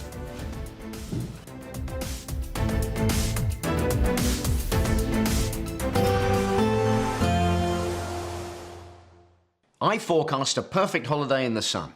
Weather looking good then? For sure, and no worries about our travel insurance. All Clear Travel Insurance sponsors GB News Travel Destinations Forecast. Hello, if you're heading away for half term, it's a little bit drier across the Mediterranean than it has been lately. Further wet weather, though, affecting more northwestern areas of Europe. The Canary Islands seeing the best, the warmest and the driest weather across Europe. Some wet weather pushing into France and Spain. Drier than it has been across parts of Italy and Greece, and that theme does continue in towards the end of the week and into the weekend as well. But once again, Tenerife seeing highs of 24 degrees. All Clear Travel Insurance sponsors GB News Travel Destinations Forecast.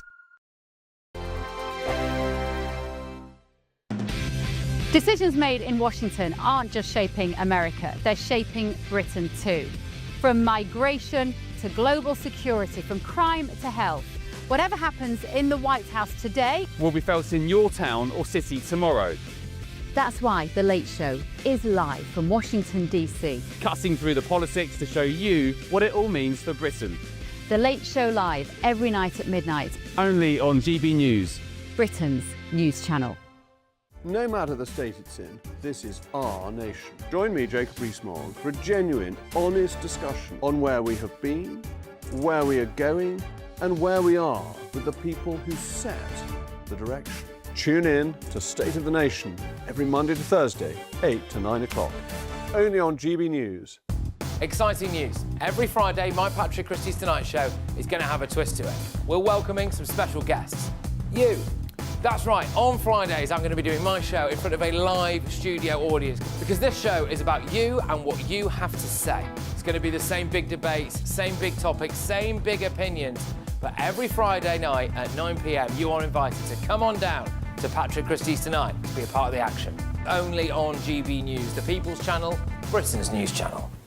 Hi, I'm Michelle Dewberry, and my show is your opportunity to cut through all the noise and dive in headfirst to some robust debates. Ideas clash. Situation, no, isn't it? no, Because the failure is you're deliberately avoiding my point. Nothing's held back, And if you think this is the end of it, wait for more. and we do not shy away from the difficult stuff. Sometimes I want to shake people and say, if only you understood. So join me on Dubes and Co weeknights at 6 p.m, only on GB News, Britain's news channel. Mornings don't have to be tiresome, especially if you have the right company. Wake up to news as it happens, opinion and debate, and of course, a little bit of entertainment too. Because when the kettle's on, we're on. That's Breakfast on GB News, a show worth waking up for. Every morning from 6 a.m. Only on the People's Channel, Britain's news channel. We'll spread the news, you spread the word. In the GB Newsroom, we bring you the news as it happens. With our team of dedicated journalists across the UK, we're ready to keep you up to date with what's happening every half an hour, every single day. Bulletins here on GB News, the People's Channel, Britain's news channel. At GB News, we love to hear from you, our loyal community. So drop us a line at gbnews.com/yoursay. There, you can talk to each other and also to the presenters live on air. gbnews.com/yoursay, because GB News is your channel, Britain's news channel.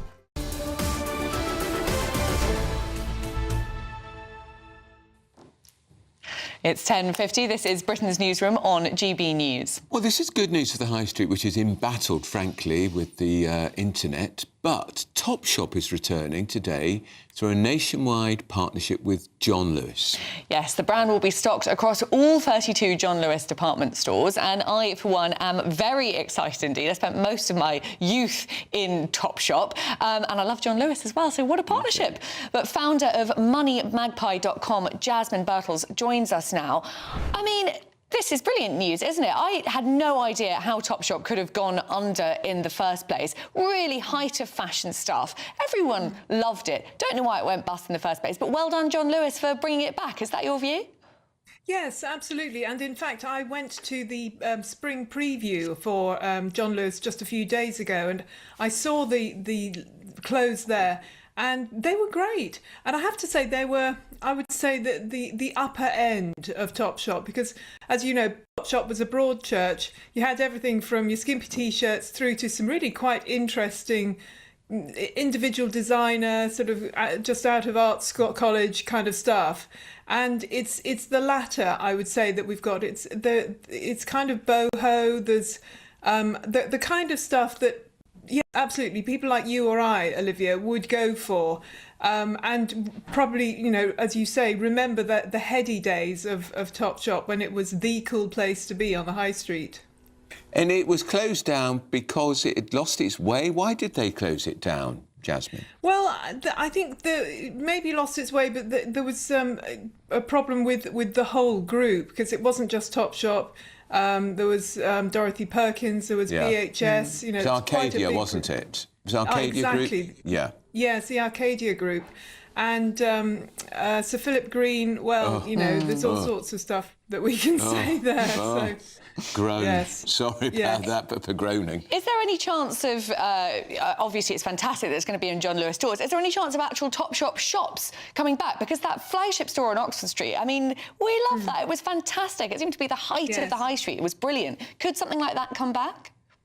Well, you never know. I mean, as you said in your intro, Andrew, you know, there is a big problem for high street shops battling with the internet. The internet has so many advantages. I mean, apart from anything else, you can try something on, send it back immediately. You can't do that so much. Well, you know, legally, you don't have the legal right to do that on the high street. That puts a lot of people off. And just the fact that you can just, you know, do your shopping in your pajamas is great for a lot of people. But we love the high street, and it's very depressing when you go across along the high street. I mean, Oxford Street, for example, the centre of London, I find very depressing because it has lots of empty shops. It's got those sort of dodgy, touristy shops and everything. Too many sweet shops. We love it. Yes, exactly. Dodgy sweet shops. So we could do with it, particularly now that we've got LK Bennett folding and Russell and Bromley folding, which Russell and Bromley. Awful. Apparently, this is what I'm being told. the upper end, you know. Jasmine, we're going to have to leave it there, but thank you so much for joining us. Just in a few minutes, we've got Nigel Farage going to unveil his shadow cabinet, so do not go anywhere. This is Britain's Newsroom, Britain's favourite morning show on GB News.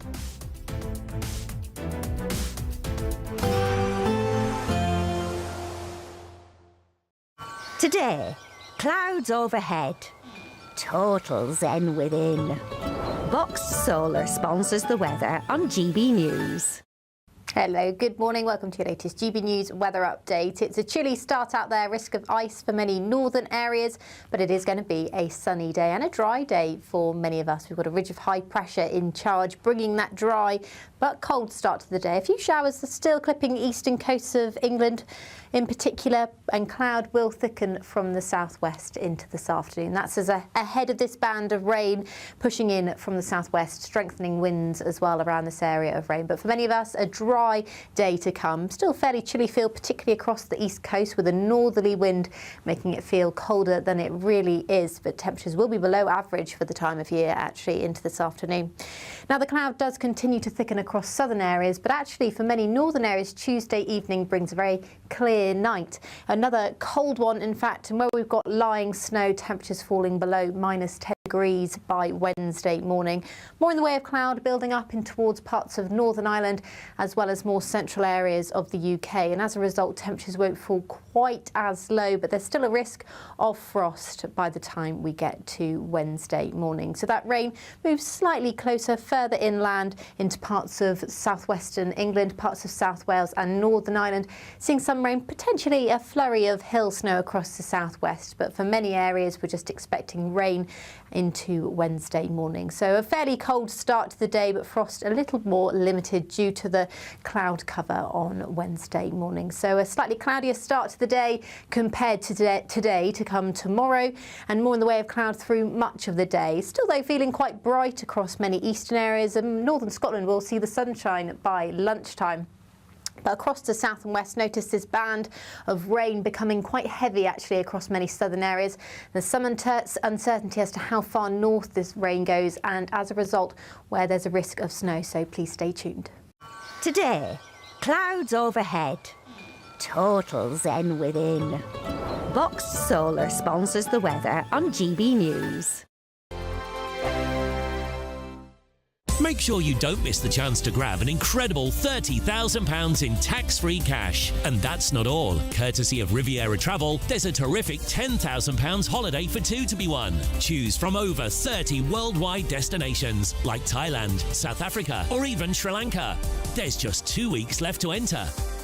For another chance to win, text WIN to 63225. One entry costs £2.50 plus one standard network rate message. Or text BONUS to 63225. 5 entries cost £5 plus one standard network rate message. Go to gbnews.com/win. Entries start at £2.50. Call 0903 686 3232. Calls cost £2.50 plus your network access charge. Or post your name and number to GB19, PO Box 8690, Derby, DE1 9TT. UK only. Entrance must be 18 or over. Lines close at 4 p.m. on the 27th of February. Please check the closing time if listening or watching on demand. Good luck.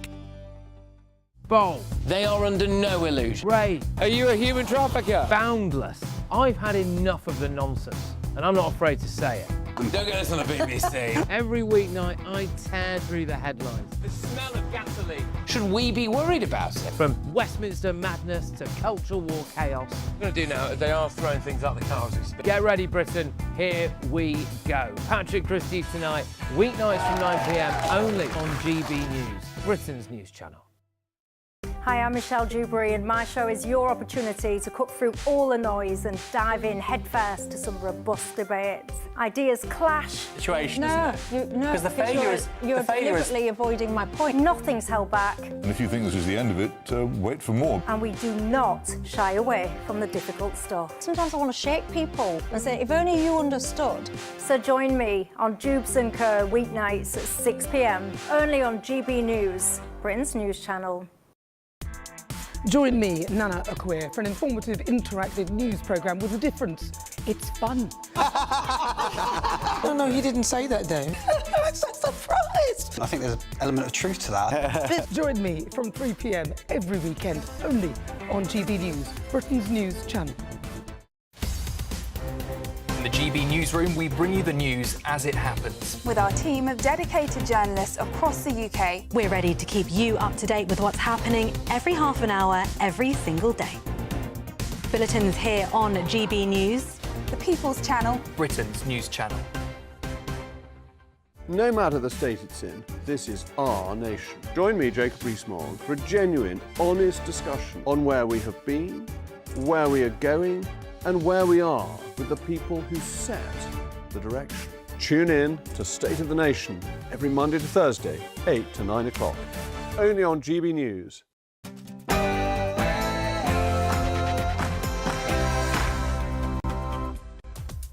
It's 11 o'clock on Tuesday, the 17th of February, live across the UK, Britain's Newsroom with Pierce and Olivia Utley. Well, any moment now, Reform UK leader Nigel Farage will unveil his top team.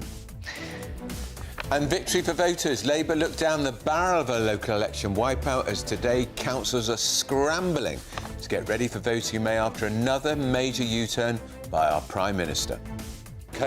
They've collapsed. It's a victory for reform, but more importantly, it's a victory for democracy in this country. We are delighted. And Chagosians return. A group of Chagos Islanders have gone back to the island to establish a permanent settlement more than 50 years after the population was evicted from the British colony. And the civil rights activist Jesse Jackson dies at the age of 84. He campaigned alongside Martin Luther King in the 1960s.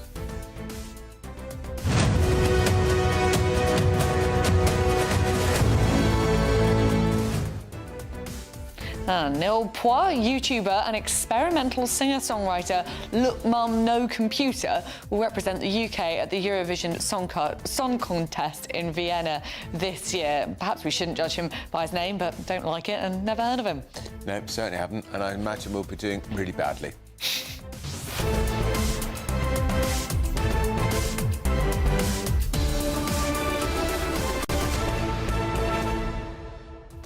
This is a big moment. One of the criticisms of Nigel Farage has been he leads a one-man band. He's been leader in Parliament now for, 18, 19 months. Today we're going to get the shadow cabinet. I am fascinated by this because there's quite a lot of quite big egos in reform, aren't there? There's Robert Jenrick, who was furious that he didn't win that contest against Kemi Badenoch. There's Richard Tice, who led the party before Farage stepped in. You've got Zia Youssef, he's quite a punchy sort of a guy as well. Some of them are going to be disappointed, and I wonder how they'll handle it. Nadeem Sahawi, who came across from the Tories, Suella Braverman, who came across from the Tories, they had big cabinet posts under the Tories.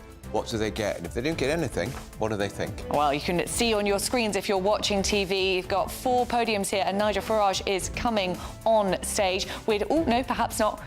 We've got a warm-up act coming. We'd love to hear what you think. Send your views and post your comments by visiting gbnews.com/yoursay. First, his headlines with Sam Francis.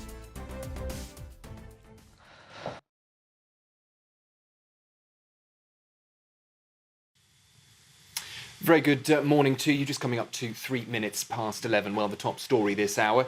Councils are facing what organisers are calling a race against time to prepare for local elections after the government reversed its decision to delay dozens of votes. Elections are now set to go ahead in around 30 council areas on the 7th of May after ministers abandoned plans to postpone them following legal advice. The body representing election administrators says staff have lost months of planning time and now face an uphill struggle to get everything ready. The government says more than £60 million will be made available to help councils manage the changes. But critics, including Andrew Griffith from the Conservatives, say it's created confusion and pressure on local authorities. Rather than focus on jobs, rather than focus on defence, rather than focus on fixing our healthcare system, have decided to inflict this ridiculous local government reorganisation on the country. It's properly mad. And on a day that we've got the highest unemployment for 5 years, young people finding it incredibly hard to get a job, they shouldn't just shelve their cancellation. They should shelve the whole of their local government reorganisation and get on with the real job. Also this morning, tributes are pouring in for the US civil rights leader Jesse Jackson, who has sadly died at the age of 84. His family say he passed away peacefully this morning, surrounded by loved ones. Jackson was a towering figure in the fight for racial equality, working alongside Martin Luther King Jr. during the civil rights movement of the 1960s. And he also made history with 2 runs for the Democratic presidential nomination in the 1980s. His family say his lifelong commitment to justice has helped shape a global movement for freedom and for dignity. More than 50 years after being forced from their homes, a group of Chagos Islanders say they've begun a permanent return. 4 people landed on the remote archipelago, defying a British exclusion zone, and say hundreds more could follow. They're led by Misley Mandarin, who says many islanders want the chance to return before it's too late. The Chagosians were removed by the British authorities in the late 1960s and 70s and resettled mainly in Mauritius. The group says they now plan to stay as the UK considers handing sovereignty to the islands to Mauritius. The UK's unemployment rate has climbed to a near 5-year high, rising to 5.2% in the final 3 months of 2025. The Office for National Statistics says the increase reflects weak hiring and more people actively looking for work, with the rate edging up from 5.1 the previous quarter. That's higher than economists had expected. Wage growth also slowed, with regular pay rising 4.2% annually, while redundancies are also trending upwards. An Arctic blast has sent temperatures plunging across the UK, with lows of minus 4.7 degrees recorded overnight as frost, ice and snow warnings remain in force. Yellow alerts cover much of Scotland, northern and eastern England and Northern Ireland, with the Met Office warning of black ice and possible travel disruption after sleet and snow. Forecasters say it will stay cold through the week, with some parts of Scotland potentially dropping as low as minus 10 degrees. While flooding alerts remain in place in parts of England after recent heavy rain.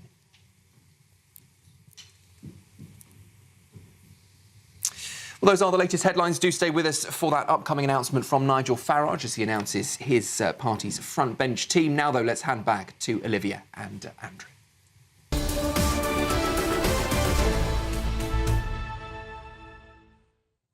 Hello and welcome back. This is Britain's Newsroom, live across the United Kingdom on GB News with Andrew Pearce and me, Olivia Utley, in for Miriam Cates. Well, we've got the panel back with us, Nigel Nelson and Piers Pottinger, because we're warming up for the main act today. So Nigel Farage, it will be Nigel Farage, of course, will introduce his top team, his shadow cabinet. The Tories have a shadow cabinet, shadow chart. In fact, we should do a pub quiz. Who can name the shadow cabinet? How many people could name the shadow cabinet? Who is the shadow Transport Secretary? Sorry, pass. Do you know? I don't think I know either. Is it Richard Holden? Is it? Yeah. It is Richard Holden. Oh, 1 point for me. Piers, let's give you an easier one. Who is the shadow Home Secretary now?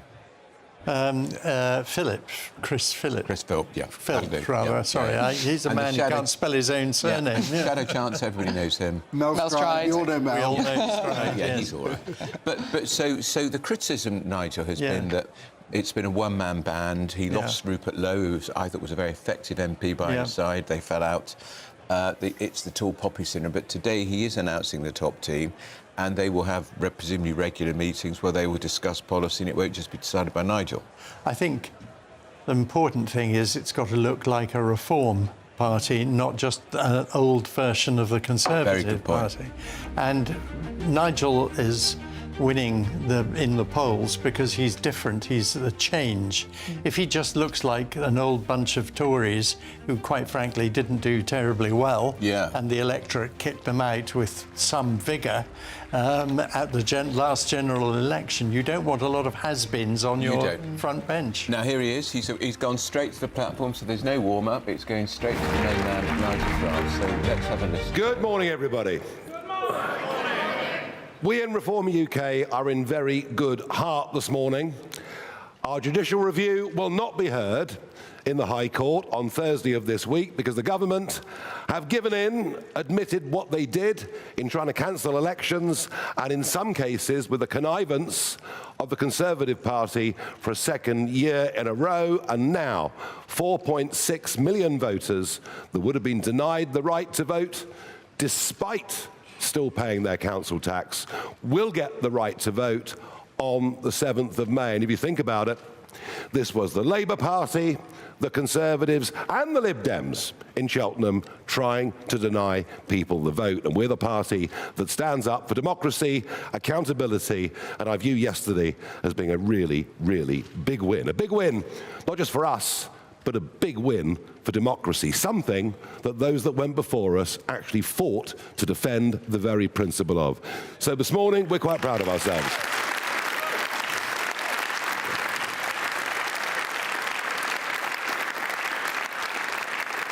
Now, at the time of the general election, which seems a long time ago, I said that what we would do, we would establish a toehold in Parliament in that short campaign, and we would then move on to become the opposition party in this country to the Labour government. And whilst it may be true that the Conservative Party have more MPs in Westminster than we do, although our numbers are growing quite steadily, there is no question, given that we've now led for the last 200 opinion polls in a row, given that our average lead is between 9 and 10%, that in the country we are the voice of opposition to this government. And so it's time for the party to take the next step. Too often, the criticism over the last 20 months has been that we're a one-man band, to which I generally respond by saying, well, it's better than being a no-man band.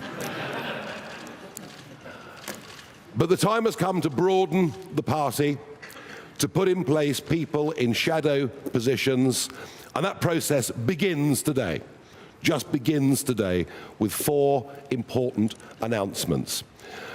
There are 3 things really that we're looking for when it comes to appointing people to positions, to speak officially on behalf of the party. 1 is the youthful energy and enthusiasm that reformers who've never been in government before have.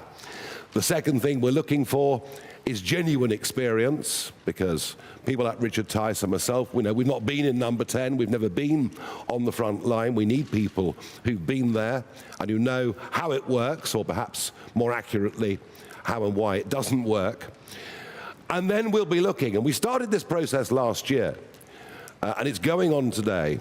We then need people who are genuine experts in their area to take junior ministerial positions, because frankly, the lack of real-world experience in government is being felt by every business in the land.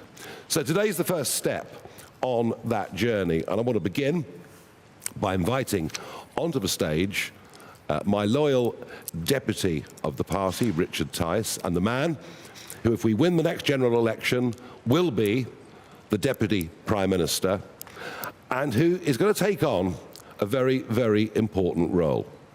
The department will be called Business, Trade and Energy.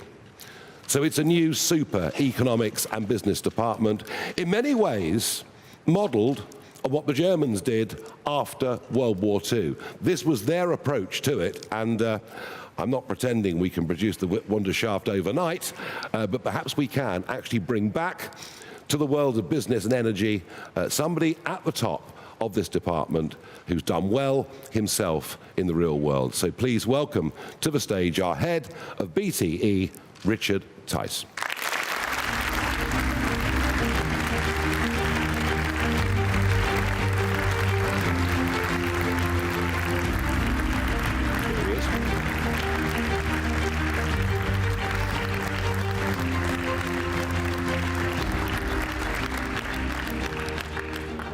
And thank you, Nigel, indeed. I just want you to imagine an economy that's growing at 2.5 to 3.5, sometimes 4%, year in, year out. That's what we had in the 80s and 90s. But sadly, anybody under the age of about 40 to 45 doesn't know what that feels like. That's where we've got to get back to. And that, ladies and gentlemen, is why we need a new super department covering business, trade, energy, including housing, with a total focus on growth and prosperity.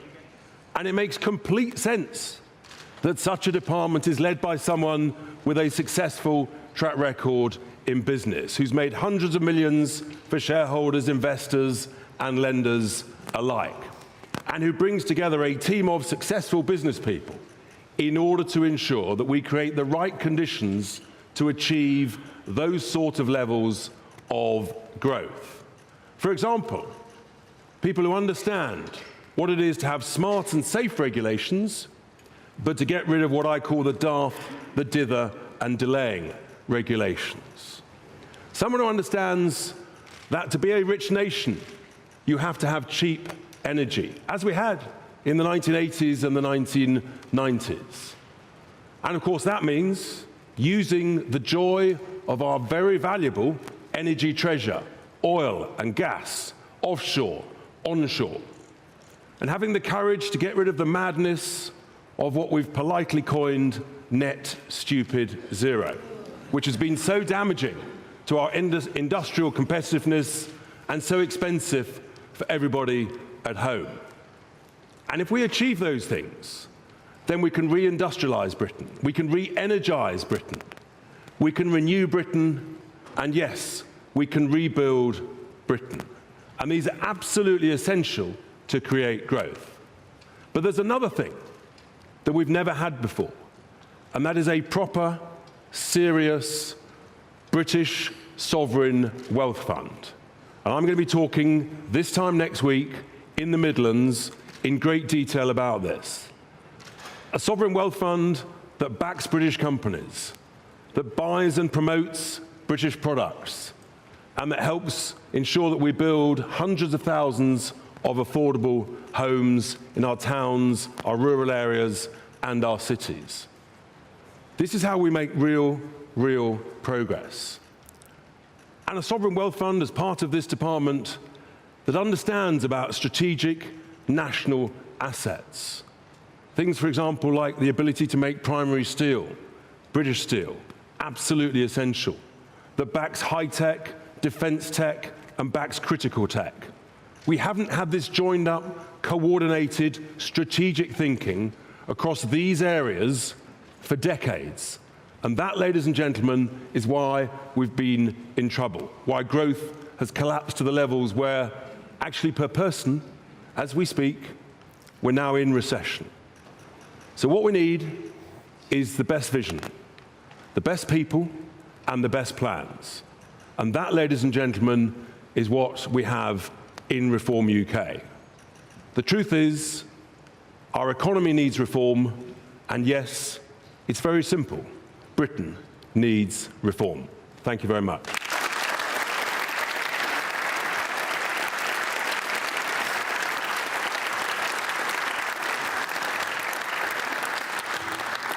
Richard, thank you very much indeed. Now, next up is somebody who joined us recently. I suspect he might have a little less time now to do all his videos because he's taking on a very, very big job. I do hope that when I announce him, he's actually going to be here, which would make a nice change. But taking on the very responsible and important role of Shadow Chancellor is Robert Jenrick.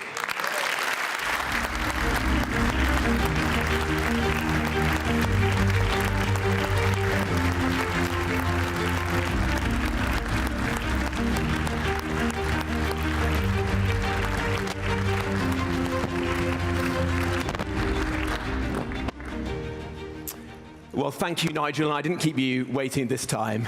Look, we all know that our economy isn't working. And why is that? Well, we've had decades of mismanagement. But this Labour government is in a league of its own. Its record is tantamount to vandalism. It promised stability. It's delivered chaos. It promised to lower bills, but they've kept on rising over and over again. Why? Well, in part, because of its crazy energy policies. They said that they wouldn't increase taxes. Well, they've increased taxes over and over again. £60 billion of tax rises to fund their waste. And because they haven't got the courage to tackle our ballooning welfare bill. Businesses are fighting for survival right now. Factories are closing. Investors are leaving the country. And people are suffering. Everyone in the country feels hard up right now. People are working all hours, and then they get to the weekend, and they've got nothing left. The normal expectations of life, they feel like luxuries right now. People just want to get on. They want to buy a nicer house, to buy a car, buy a second car, go on holiday. They want to take their kids out for a meal at the end of the week, on the weekend. But for so many people across our country, these things feel out of reach at the moment. So Nigel, thank you for giving me the opportunity to oppose the wrecking ball that is Rachel Reeves and this Labour government. And above all, thank you for giving me the opportunity to speak up, to be a voice for the millions of people who are being failed by this Labour government right now. We are going to put together the most comprehensive plan of any political party in this country to fix Britain's broken economy. I'm going to work with you, Nigel, with Richard, with Zia, with people with deep experience of building successful businesses, people the like of which there is no one in the current cabinet to put that plan together. It will be a plan that restores stability to our economy, a plan that cuts waste, that brings down the benefits bill, that ensures that we can lower taxes and cut bills, that brings back good jobs to this country once again. Nigel and I are going to be saying more about this tomorrow, but I'll just end by saying this. Together, we are going to build an economy that serves alarm clock Britain. The people who got up early this morning to go to work, to look after their family, The people who want a hand up, not a hand out. People who just want to get on in life, who want to feel better off. And there's no shame in that. People like my dad, Bill, who left school at 16, became an apprentice, set up a small business. People like those I grew up around in Wolverhampton and represent now in North Nottinghamshire. Decent, hard-working, family-oriented, community-oriented, patriotic Brits who just want to get on. We're going to ensure that you can keep more of your money, that the state stops taking your money and wasting it, spraying it around without any regard for how hard you worked to earn it and your own interests. More than any party, we are going to take care with your money. We're going to look after your money as you would. And we're going to work hard every single day between now and the general election and thereafter, if we're lucky enough to be entrusted with leading this country forwards, to earn your trust and confidence. We're never going to forget where we came from or who we're in politics for. We're in politics for you, for your family, for your future, and for this great country. Britain's economy is broken, but it can and it will be fixed with reform. Thank you.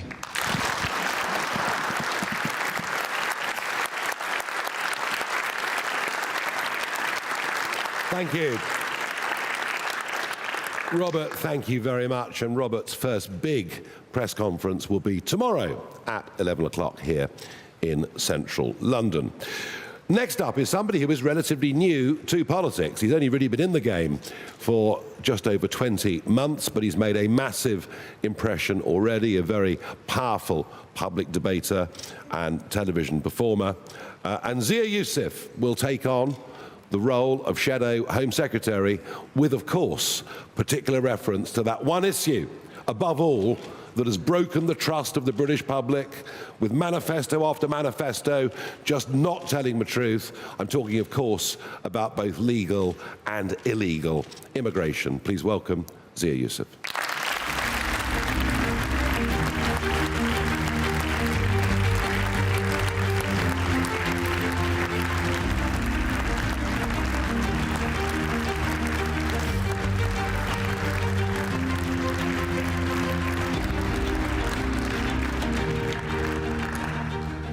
Hi everyone, good morning.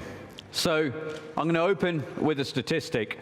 1 in every 25 people wandering around in Britain today arrived in the last 5 years. 1 in every 25 people in Britain today arrived in the last 5 years.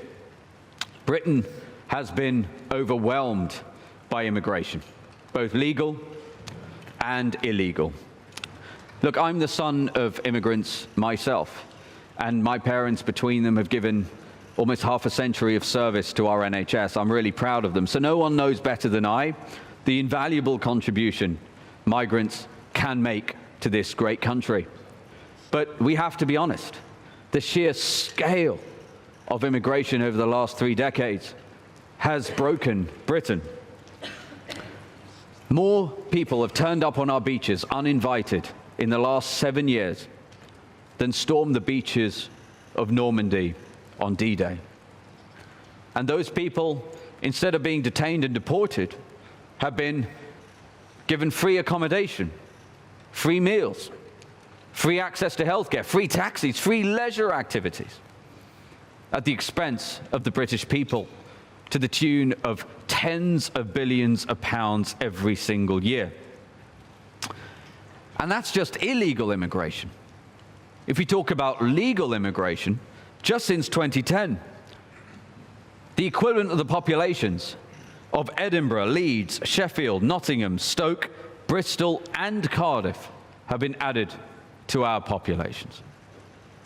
So is it any wonder why it's so difficult to get a GP appointment? Why everyone feels unsafe because violent criminals are let out of jail because of overcrowding? We don't have enough prison places. Why tens of thousands of people, to our eternal shame as a country, are forced to wait more than 2 days in accident and emergency. Just imagine that.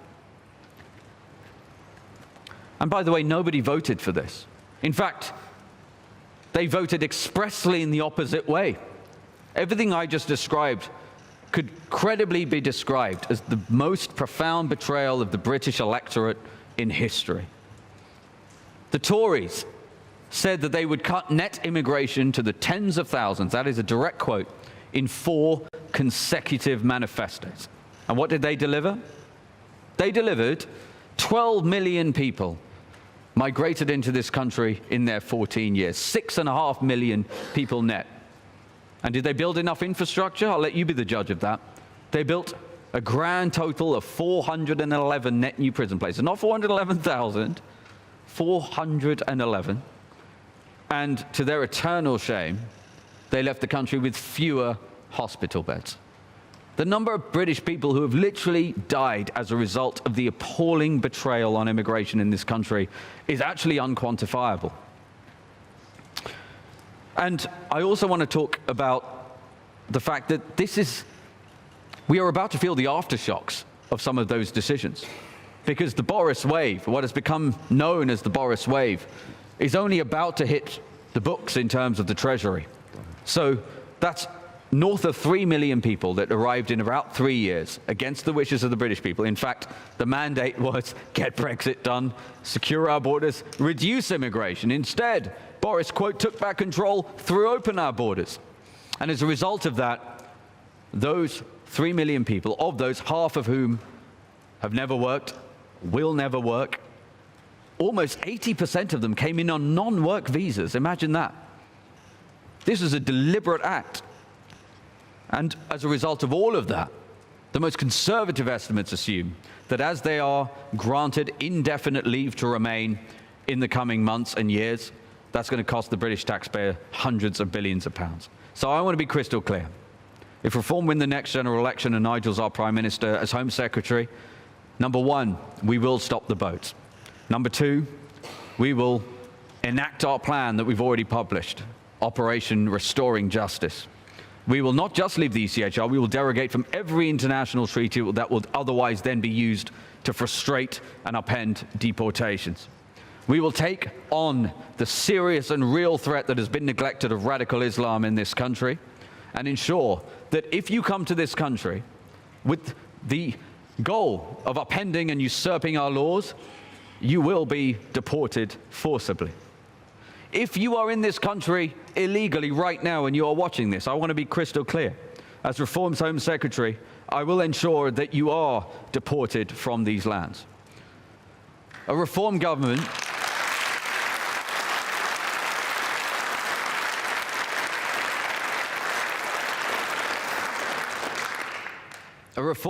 will ensure that we right the wrongs of manifold governments in recent decades.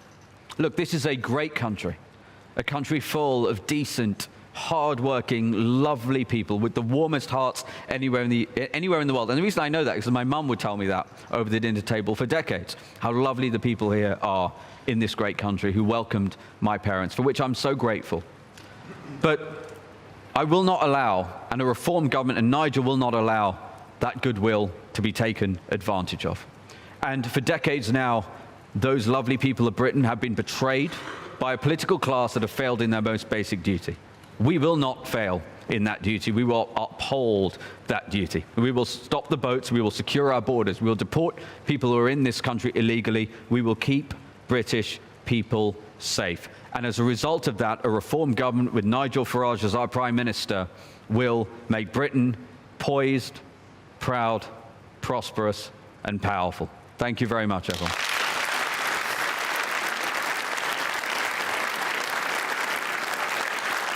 Thank you. Zia, thank you very much. Well, it couldn't have been much clearer than that, could he? Next up, the fourth appointment of today, and by the way, this is by no means the end of the process, it's just the beginning of the process. But fourth up today is somebody whose absolute determination in politics has always been very, very clear. And she is itching to get on with this brief, because I think that millions of parents all over this country are in a state of despair about what their children are being taught at school, about far too many young people being sent to university and being lumbered with heavy debts without any benefit to them in the workplace.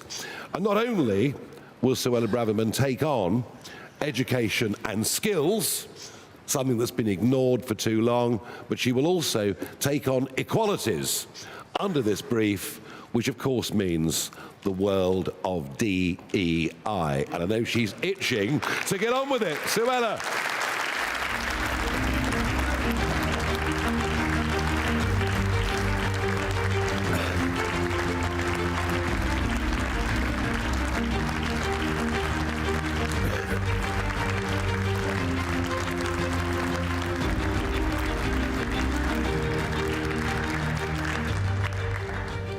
Good morning. I'm deeply honoured to have been asked by Nigel Farage to be Reform UK's spokesman for education, skills and equalities. Now, what we teach our children, and indeed how we teach them, has a profound effect on the destiny of our country. I've been passionate about education myself for years because education changed my life. And frankly, I wouldn't be standing here today were it not for the wonderful teachers, wonderful schools, and brilliant education that I was so lucky to receive. Yet it is clear today that in too many respects, we are getting it wrong in our schools. Across our schools, a quiet crisis has taken hold. Violence and disorder have eroded the authority of teachers. Too many teachers now face the fear of intimidation and assault in the classroom. Discipline, once the backbone of education, has been weakened in the name of progressive ideology.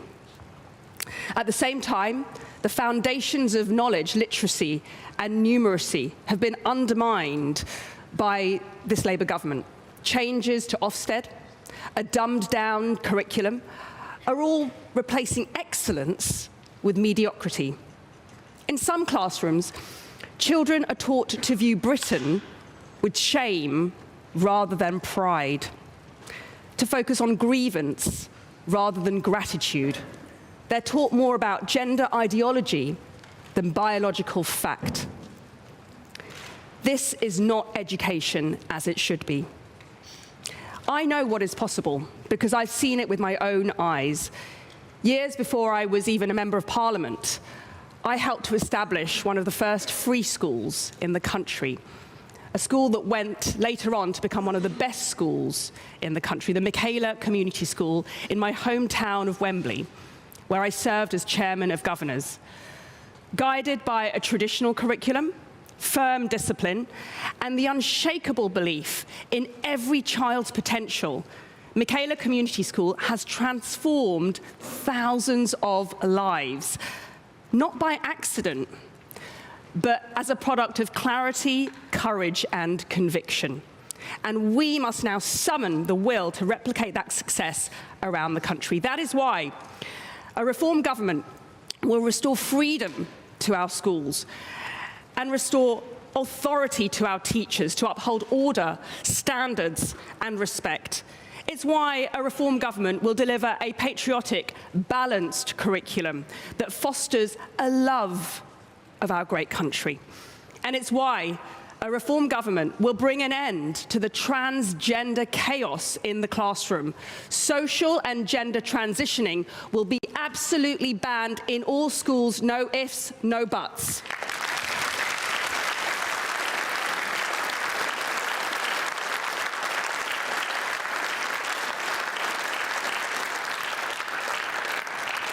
Meanwhile, too many of our universities are failing our young people. Today, 700,000 graduates are unemployed, each of them carrying on average £50,000 worth of student debt.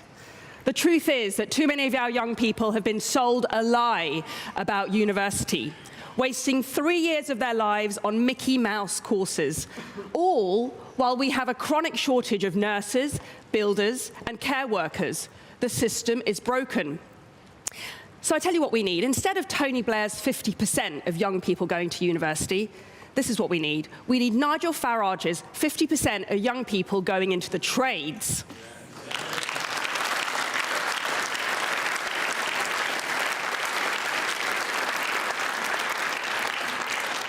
That's what will produce the next generation of carpenters, electricians, and technicians that our country is crying out for, all to work in a thriving manufacturing sector.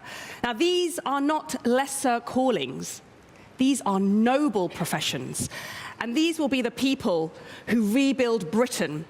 They won't just rebuild our infrastructure. They will rebuild our confidence and our national self-belief.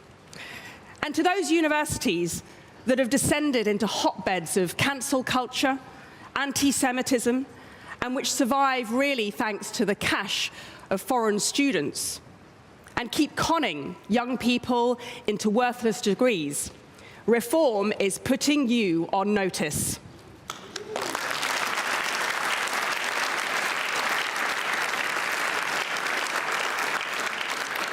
And finally, in my equalities brief, let me say this. The Britain that I love is being ripped apart by diversity, equality, and inclusion. Because the truth is that DEI has become less about diversity and more about conforming to left-wing ideology. Less about equality and more about prejudice against white people. Less about inclusion and more about exclusion of those who dare to challenge the dogma. It's why was it acceptable for white Christian men to be discriminated against by the Sentencing Council? Why did nobody do anything for years when the police turned a blind eye when thousands of white working-class girls were being systematically raped by largely Pakistani Muslim grooming gangs? And why does no one in this government seem to care that it's white working-class boys who have the worst educational outcomes in our country today? So do you know what a reform government will do? Well, on day one, we will get rid of the Equalities Department.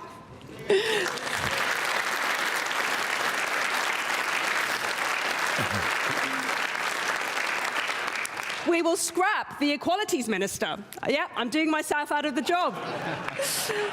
And we will repeal the Equality Act, because we are going to work to build a country defined by meritocracy, not tokenism, personal responsibility, not victimhood, excellence, not mediocrity, and unity, not division. So let's build a country where every young person, regardless of where they come from, regardless of the color of their skin, their religion, what their parents did, where every young person can rise as far as their talents and efforts can carry them. That's the country I love, and that is the country we can build together. Thank you.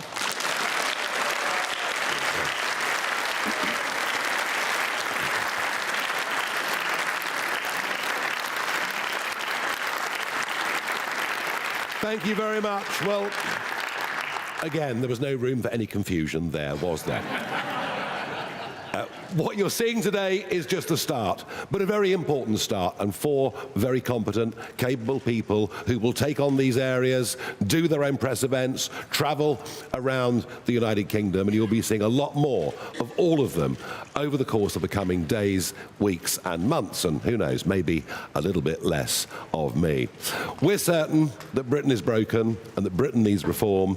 We're deadly serious about what we're doing. We are now the opposition to the Labour government, and we intend to campaign in even more seats than we thought this time yesterday as May the 7th approaches, which is our next big, very big landmark moment. Now, I have a number of questions from the press, and you can address them to me or any of the panel. It's entirely up to you. First up is Christopher from GBNews. Thank you, Nigel Farage. Some quick questions. Why no Defence Secretary? Why no foreign I can't win, really, can I? Well, but these are the most important issues facing this country, our protection. Why have you chosen these individuals for these jobs particularly? And what about others? Lee Anderson, he's not here. Sarah Pochin, why have you chosen people who aren't MPs for jobs over MPs? And Richard Tice, are you happy you're not Shadow Chancellor? OK, I can't win. This time yesterday, we're a one-man band. I mean, now you want a bus full. I mean, what can I do? I've appointed 4 people that I think are ideally suited to those roles. Very straightforward, very simple. And I think if you listen to me carefully, at the end I said, this is just the beginning. And that's exactly what it is. OK, do you want to respond to that, Richard? Yeah, look, we're all delighted. We're getting on with the job. And as Shadow Deputy Prime Minister, leading a huge department that meets my skills, doing things differently, that's who we are at Reform. And this British Sovereign Wealth Fund, that I talk about next week, come along, Chris, to the Midlands. I know it's a bit further north, but come along and you'll listen to the detail. Yeah, your question actually sums up in a way why we failed post-war and why Germany didn't. They thought about economics and business differently to us, and they outperformed us decade after decade after decade. And we didn't. We left absolutely everything under the Treasury banner, and frankly, there's an awful lot more to do out there, out around the country, and I'm looking forward to Richard. Well, I mean, we'll barely see him. He's going to be in Aberdeen, and he's going to be up visiting what's left of our refineries, what's left of our manufacturing industry. So it's an absolutely vital job, given the dire economics we're currently in. Alex from the BBC.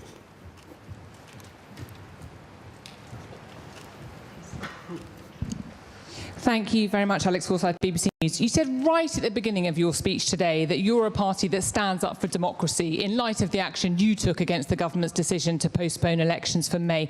Why then are you still resisting by-elections for the increasing number of Conservatives that are joining your party to allow people to have their democratic say? And on this announcement today, you have chosen to promote 2 very recent Conservatives to the first bit of your top team, if you like.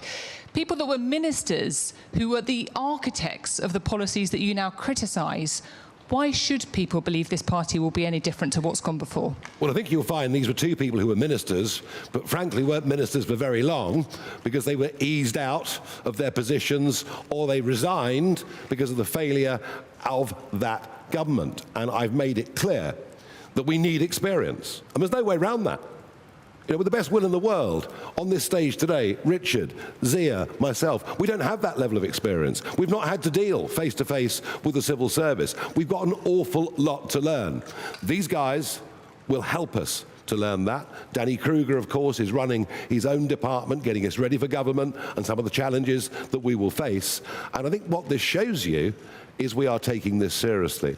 It's also important to recognise that far from becoming the Conservative Party 2.0, every one of the people that have come have held their hands up and admitted the sheer scale of the failure under the watch of the last 14 years, and in particular, the total disappointment and failure of a government under Boris Johnson, and that includes the Boris wave. Of the last 200 defections that have happened in Parliament, only 2 have resulted in by-elections. And frankly, we haven't got time. We've got too much to do. The government's in chaos. A general election is coming next year. I've been saying that for a very, very long time. I'm still entirely confident of it. And goodness me, don't we need it. Alex from Sky News.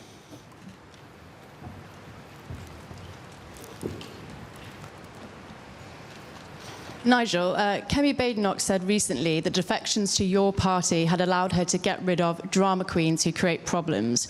How are you going to ensure that Reform won't fall prey to the same psychodrama that plagued the Tories? Very simple. If people mess about, behave badly, and are disloyal, they won't be here very long. We're not going to put up with it. We're not going to put up with it. We'll have our disagreements, of course we will. But we'll have those disagreements in private, behind closed doors, resolve our issues, resolve our disputes that naturally happen when any group of human beings come together. But, I mean, you know, I won't tolerate it publicly. We haven't got time. We're not going to put, you know, we are not going to aim for government to put it through the same psychodrama that the Conservatives did for over 4 years, where they spent more time fighting each other than they did fighting for the country. So I think we're pretty clear on that. And everybody that's doing this, you know, is doing this with a very clear sense of purpose. We genuinely believe that this country is in deep, deep trouble. The spiral of decline is rapid, and it needs to be turned around. And indeed, one of the most common things that is said to me in the street now by people who are supportive is, you may be the last chance we've got. And that's just how seriously we're taking this. Harry from ITV.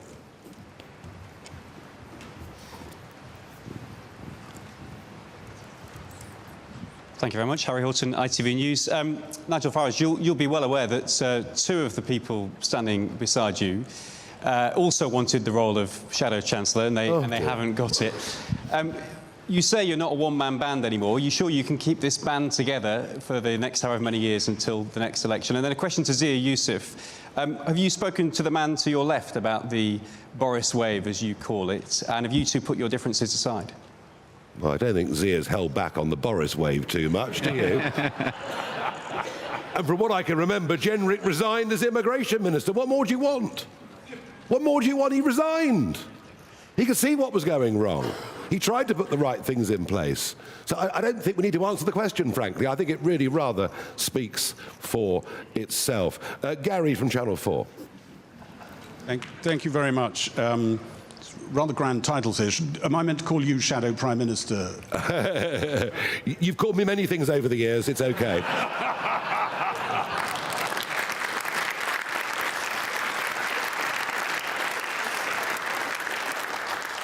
What do you say to Reform Party members, long marchers perhaps, who've been with you in previous parties, who look at what they think are highly ambitious Tories whose careers were frustrated finding a home here? And you said this was a one-man band until very recently. Is there a reason for that? Have you ever run anything that wasn't a one-man band? And do people really change? I think I've been rather successful, don't you? Tell me anybody else in modern-day politics that set up political parties.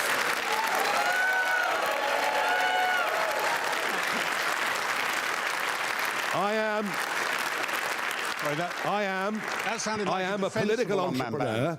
I do things that nobody else could do. I set up organisations, and in the past they've been with a very specific purpose: getting us out of the European Union, getting Brexit back on track. Both of those, albeit a very long march, both of those were successful. This is different. This is not just about one cause or one issue. This is about a country that's going down the tubes, that has two political parties that have utterly failed, that don't have the courage to stand up for the British people or to put them first. And this is about creating a machine for government. And I'll tell you what I'm really pleased about. A year ago, you look at opinion polls, and Farage's popularity and the party's popularity were two different things. There was a big gap between the two. Now, if I was hit by a bus tomorrow, Reform has its own brand. Reform has its own identity. And now Reform has its own senior characters with their own departments to lead. So I'm enormously proud of that. But I can assure you that that phase of getting this thing going, of raising the money, of raising our profile, we're past that phase, and that's what today is actually all about.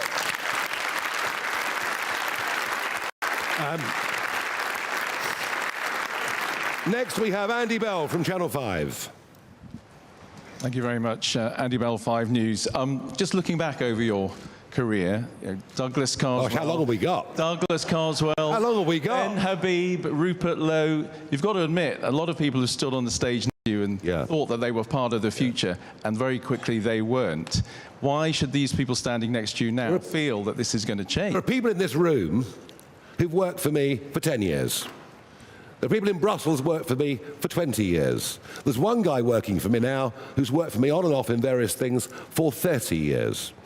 What you will find is that I am very, very loyal and trusting of people who return that courtesy. Now, there have been one or two people over the years who think, well, it's really back to the previous question, well, if Farage can set up a party and get millions of votes, we can. And you're witnessing that process going on at this very moment in time. Thank you very much indeed. And good luck to them. It won't last long. Next up, Claire from the Daily Mail.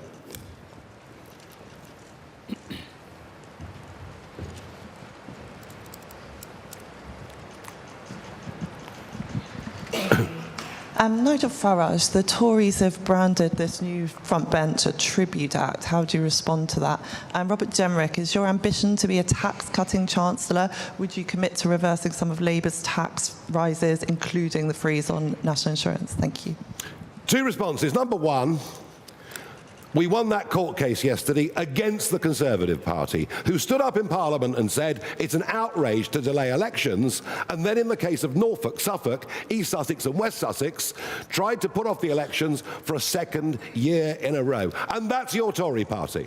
Facing both ways at the same time, no sincerity, and frankly, after May the 7th, when you come to our May the 8th press conference, you will see they have ceased to be a national political party, geographically.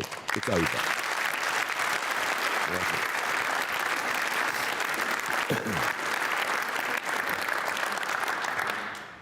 Well, and to your point, taxes are clearly too high. People are suffering right now in the country. We want to bring taxes and bills down, and we want to bring back good jobs. But it sounds like you're coming along tomorrow at 11 a.m. in the city. Hear more about it. Very good. Peter from The Telegraph. Gosh, it's a long list. Thanks very much. Nigel, back on local elections. Is Labour trying to throw its own lawyers under the bus by saying that their legal advice changed? And should they need to publish both sets of advice they were given to show how it changed? Yes, I'd love to see all the legal advice published. I wonder whether there was any. They got away with it last year. They thought they could get away with it this year. They didn't realise or reason that we would, have the muscle to take them to judicial review. I was delighted when the boss of the Electoral Commission over the weekend said what they were doing was illegal. Clearly, what they did was illegal. They knew they were going to lose in court. That is why they caved in, all of which makes me ask, how can Steve Reed go on as the minister responsible, having attempted to take away the vote from 4.6 million people? I'm very surprised he's still in position after yesterday's letter. I really am. Thank you. Let us move on to Noah from The Sun. Thank you. Noah Hoffman from The Sun. Mr. Farage, one of your Reform colleagues, Nadhim Zahawi, went on the radio and spoke about what he described as a terrifying ordeal where he saw a man who looked either tired, perhaps a bit dodgy, and that sparked a lot of ridicule. Was he being too precious, or do you think he had a wider point to make? The wider point is, and you can listen to the North London posh commentariat, who will tell you that crime is coming down, that London has never been safer. Well, maybe they should get out of their chauffeur-driven cars and walk around a bit more.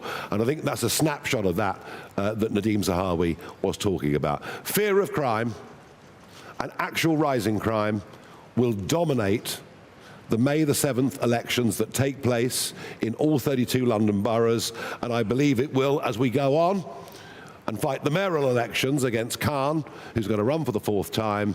I believe that issue, amongst all others, means that I do genuinely believe that Lena Cunningham is favourite to be the next mayor of London. Genuinely, I do.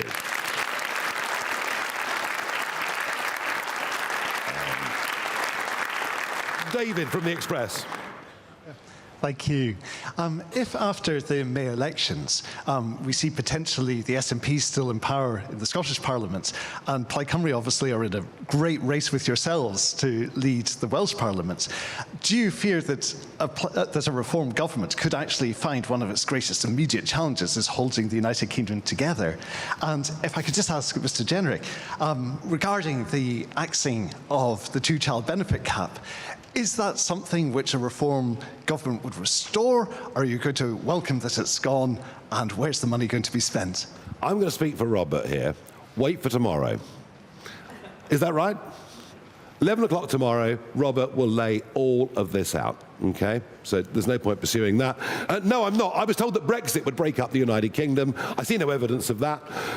Plaid have risen in the polls in Wales as Labour sink to catastrophe in what was really one of their traditional heartlands, particularly in the south, in the valleys. But actually, if you look at the polls, in Wales, Reform are 4 to 5 points ahead in most of those polls. In Scotland, yes, the SNP are in the lead. They believe in separation from the United Kingdom, but I think they also believe in their hearts they would never carry that in a referendum, and that there isn't going to be one for some years to come. So no, I don't fear that at all. Daisy from The Times. Thank you. For Nigel Farage, is this the end of the defectors now you've used up 4 of your strongest bargaining chips, or have you deliberately kept the roles of Foreign and Defence Secretaries under wraps so that you retain a bit of your bargaining power? And for Robert Jenrick, I appreciate you're giving a speech tomorrow, but a big story today is that unemployment has hit the highest level in 5 years. As Reform's Chancellor, what would be your plan to fix this? Well, look, the economy is in a real mess right now. We can all see that.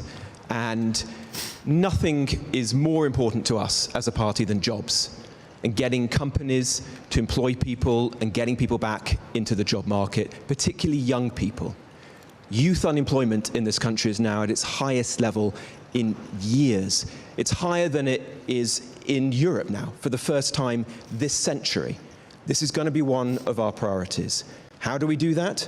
Well, we're going to set out our economic plans tomorrow, but it's going to be about reducing bills, having a sensible energy policy to make our country more competitive once again, reducing taxes as we can, and bringing back good jobs in all parts of the country.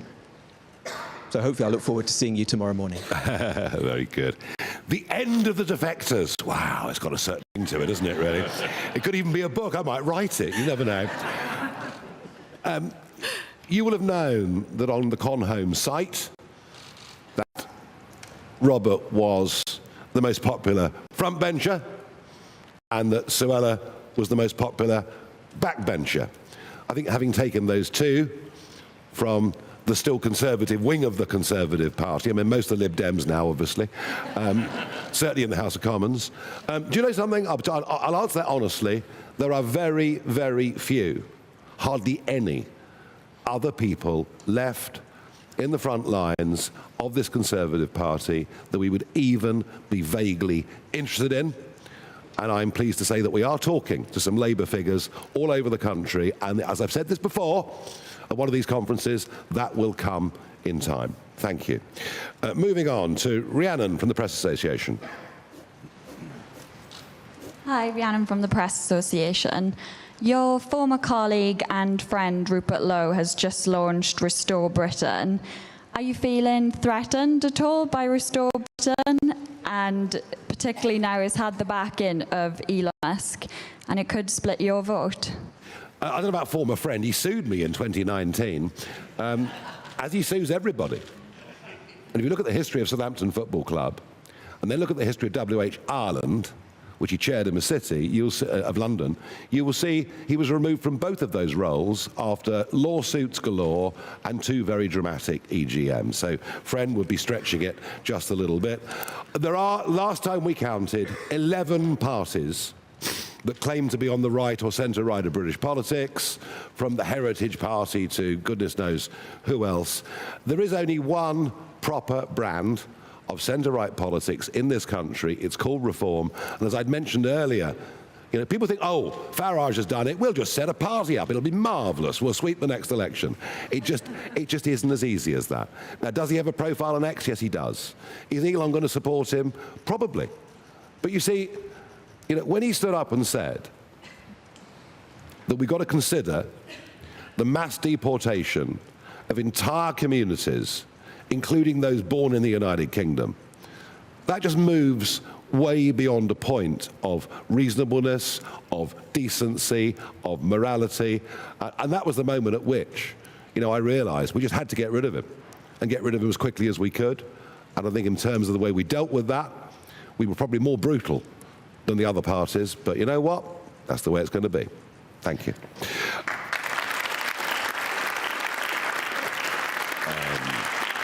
James from The Spectator. Zia, firstly, can I just ask how you reconcile your new role with your existing commitments as head of policy? And second of all, Nigel, one of your recent Tory defectors, Adam Holloway, is currently 6,000 miles away storming the beaches of the Chagos Islands. Is this an early gain ahead of the May elections? You may have noticed I'm wearing my Chagos Islands, a British badge. I think what happened yesterday is truly remarkable.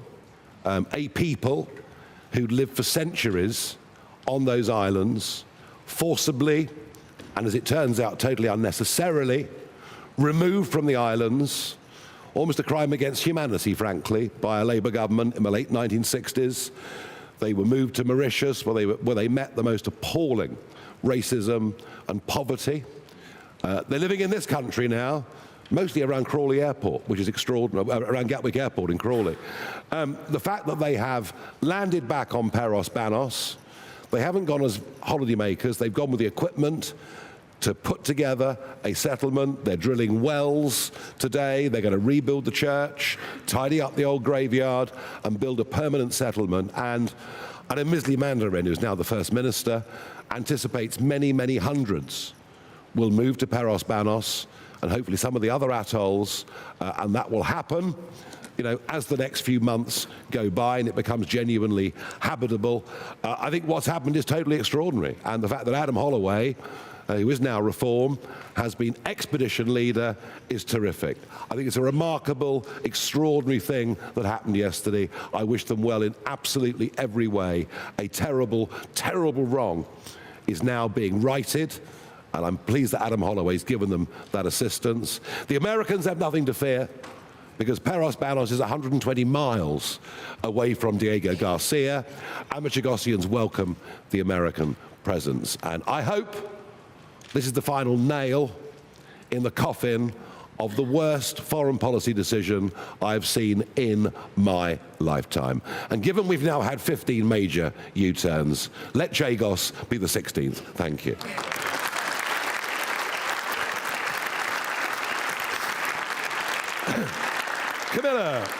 Camilla from the Daily Tea. Hi, everyone.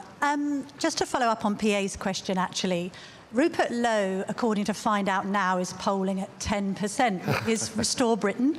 I will ask you whether you think that's a credible figure. Second of all, with the right divided 3 ways, 11 ways, according to you, I did ask Zia Youssef on my GBNews show on Sunday if faced with the prospect of a so-called progressive alliance of Labour, the Lib Dems and the Greens, would Reform do its patriotic duty to unite the right? And he seemed to indicate yes, which seems at odds with your position. So are you united in Reform on uniting the right? Do you know, there is disagreement in political parties. It happens. And between human beings. Look, I've no intention of doing a deal and shaking hands with people that I believe to be utterly dishonourable. And that is how I view the Conservative Party, and particularly after 2019. You know, we got rid of Theresa May. It was the Brexit Party that did it, albeit the Spartans helped get us to that line.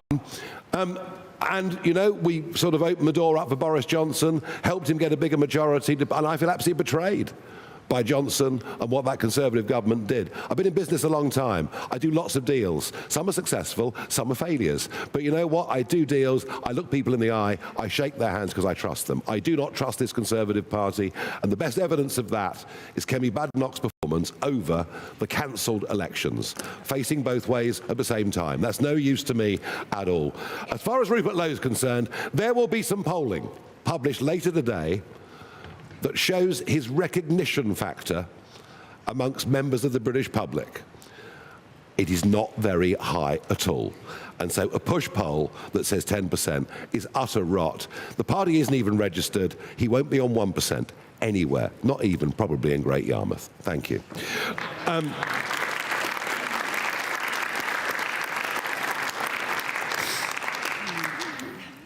Samara from Talk TV.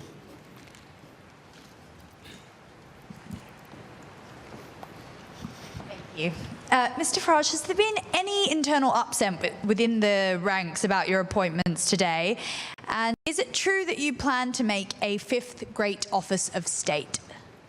No answer to the second part. I haven't yet decided and charted the course forward. Any internal upset? Not that's yet been made known to me. And if there is, tough. Right, thank you.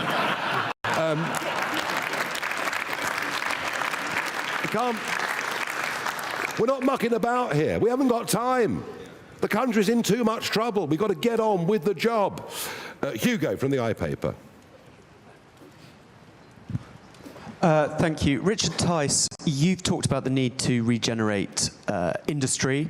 Suella Braverman talked about getting more people into trades.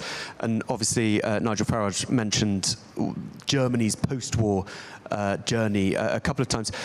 Mr. Tice, is it your intention to reduce the proportion of Britain's economy that relies on services if you get into office?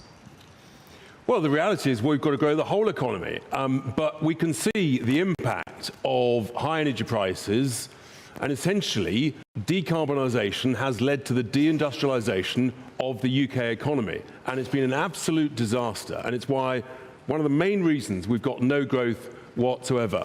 Let's grow all of the UK economy across the range of different sectors as fast as we can, and for all of those under the age of 45, we want them to experience an economy that's growing 3.5%, 4% a year. At the moment, those people of those ages have never experienced that. It's a great feeling, and that's what we've got to get to. Yeah, and there's a big change of thinking, you know.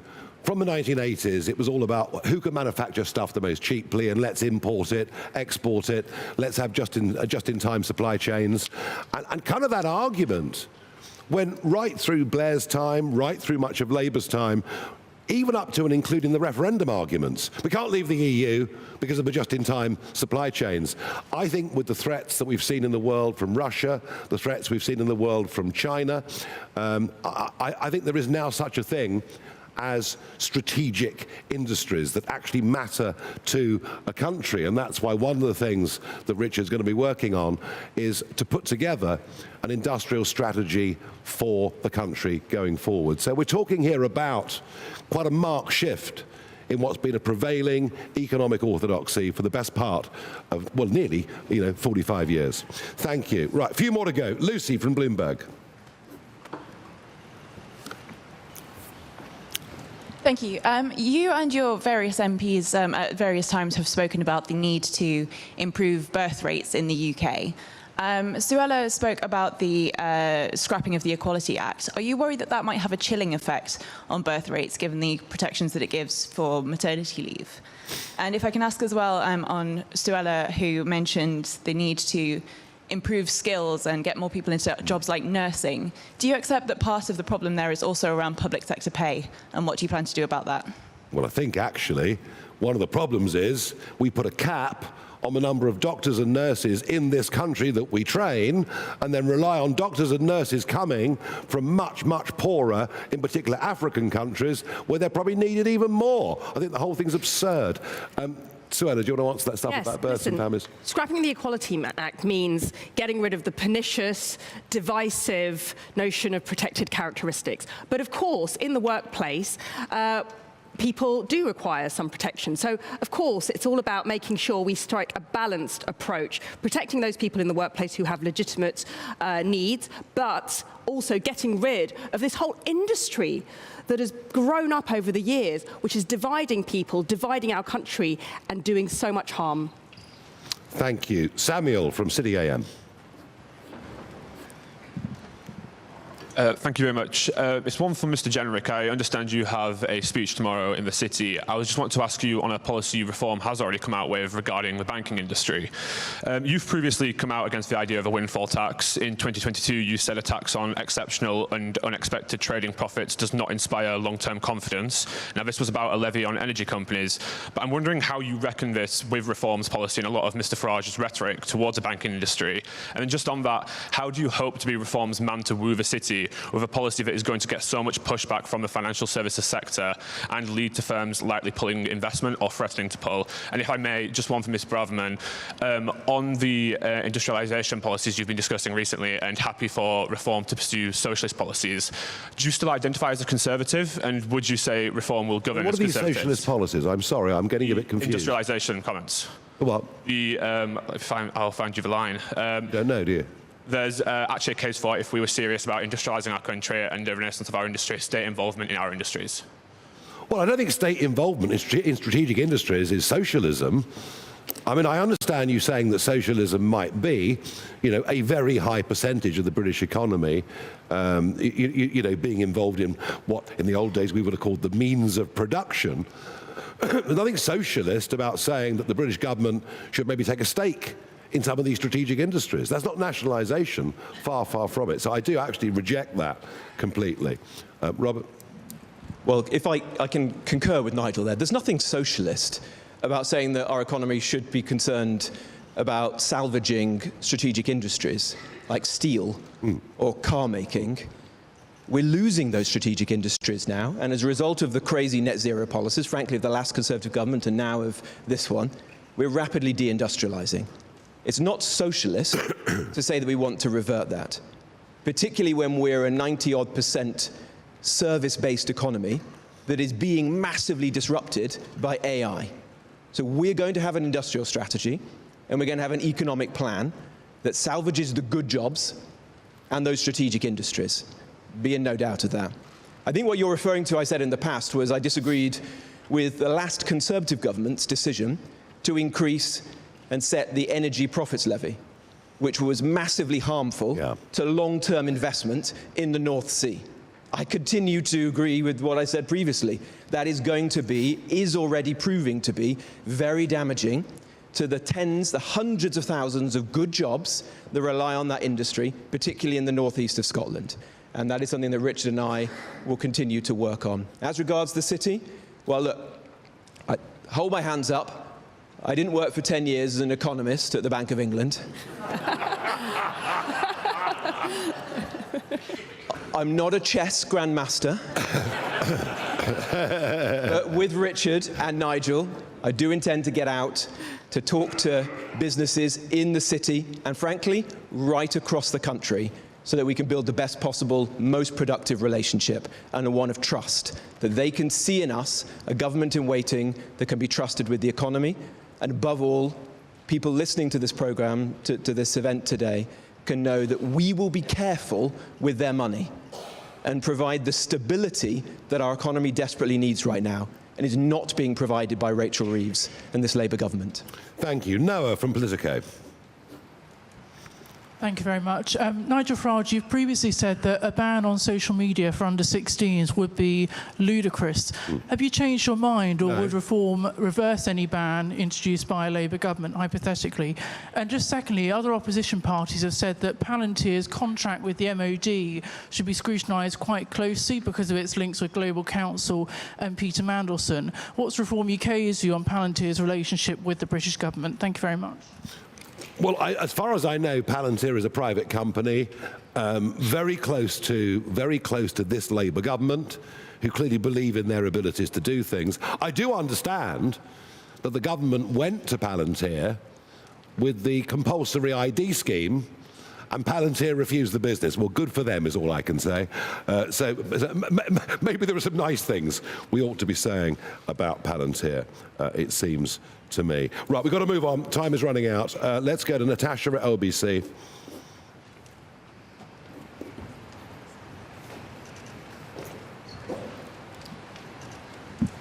Thank you. Mr Farage, you've repeatedly talked about the lack of business experience in the current cabinet and, of course, in the Treasury. Yeah. Are you sure that Robert Jenrick has enough of that, given his past working as a lawyer and in an auction house, or was this just the price of his defection? As far as I was aware, Christie's was a private business. Am I wrong? Sorry, say again. Christie's is a private business. Am I wrong? So you're saying you do feel like... And what was his position at Christie's? I don't know. What was his position? Well, you ought to know. Robert, I mean, have you ever worked in the private sector? Well, unlike everyone in this Labour cabinet, I have worked in the private sector. In fact, I only worked in the private sector before coming into Parliament. I worked in the city as a lawyer. I worked in business, helping to run a great British business. And I've served in government and around the cabinet table, including in the Treasury. So look, I'm proud of what I've done. I believe I bring experience to this team. But above all, what Nigel, Richard, Zia, Suella and I all share is a diagnosis about what has gone wrong in this economy, not just in the last 2 years, but in the last 20 or 30 years, and a determination to put together the best possible plan to fix this country. That is what we will do as a team. We'll build trust in time, piece by piece, beginning tomorrow with our speech in the city. He's got more private sector experience than the whole of the cabinet added up together and multiplied by 5. Right, let's move on. Sorry, can I just ask you about... Well, you've had one go, but go on, one quick one. Lots of other people have had 3 goes, Nigel. Can I just ask you about the latest revelations with Prince Andrew? Do you think that he should face a police investigation? Thank you. Clearly. Painful to say it about a member of the royal family, but clearly. I'm also quite keen to know more about Peter Mandelson's links with Russia. Very, very keen to know more about that as well. So, yeah, look, this has lifted the lid. The Epstein case has lifted the lid on a... It's actually... There are now more questions than there were before the files were released. And, yes, Prince Andrew does clearly have questions to answer, I'm afraid. Sadly. Eleanor from Guido Fawkes. Thank you, Nigel. Last week, Reform opened its candidate application process for the next general election. How many applications have you had so far? And just briefly, Richard, are you still head of Reform's Doge unit? Yes, is the answer to that, and we're doing incredible things, and it's going to be even busier on May the 8th when we're in lots of other councils, so that I can assure you.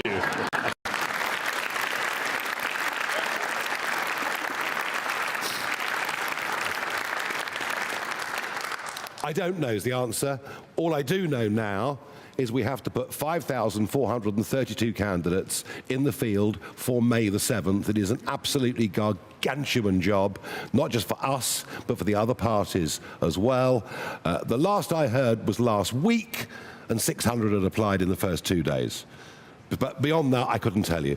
But my focus, clearly, has got to be, our focus, all of us, has got to be making sure we really are battle ready for May the 7th, including another 900 seats that'll be fought that weren't being fought yesterday morning. So that gives you some rough idea. Okay, Millie from The Independent. Thank you. Matt Goodwin has suggested that people who don't have children should be taxed extra to tackle what he sees to be a growing fertility crisis in Britain. Do you agree that fertility in Britain is a crisis that needs to be tackled? And is taxing those without kids something Reform would consider implementing? I wouldn't want to tax anybody more, but you might give people tax breaks for having quite a few children, given that the cost of living is as appallingly high as it is. And, you know, it's really interesting. I mean, I did a surgery event the other week in Clacton, and bloke says, he says, I'm working 7 days a week. I'm working all the hours God sends. I'm clearing out lofts. I'm doing this, that, and the other. He said, the people next door, it's different for them. They don't get up till midday. Deliveroo keeps bringing food round. He said they go on holiday. We can't afford it. So there is this incredible gap now. And actually millions of people working who might be better off claiming a whole range of benefits. So if part of our strategy going forwards, if part of it, it'll be up to him, not me, if part of our strategy going forwards is to find some way that we can help young working people have kids in an affordable manner, that to me would be a very decent and very good thing to do, and kind of gets back a little bit to the earlier question about equalities in birth. Right, 3 more. Anna from the FT. My first question's to Zia Youssef. You've no doubt seen the incredibly violent scenes unfolding at the hands of ICE in the US, and yet you've boasted about creating the UK's version of that here that would round up hundreds of thousands of illegal immigrants and deport them. Do you really believe that the British public want a Trump 2.0 immigration policy? And my second question is to you, Suella. You went to a private school that charges £17,000 a year. Oh dear, you better emigrate, I think. I mean, clearly, it's absolutely appalling. What a terrible human being she must be. Not at all, not at all. Richard, Nigel, Robert and Zia, I believe, all went to expensive private schools. Very good. What fun. What do you say to members of the public who might query your party's commitment and belief in state education? And are you able to confirm whether your children go to state schools? By the way, I love the FT. It's fantastic. The day after the big Mandelson story broke, your front page politics story was about a Reform councillor in Kent. So we'll leave it there and we'll move on.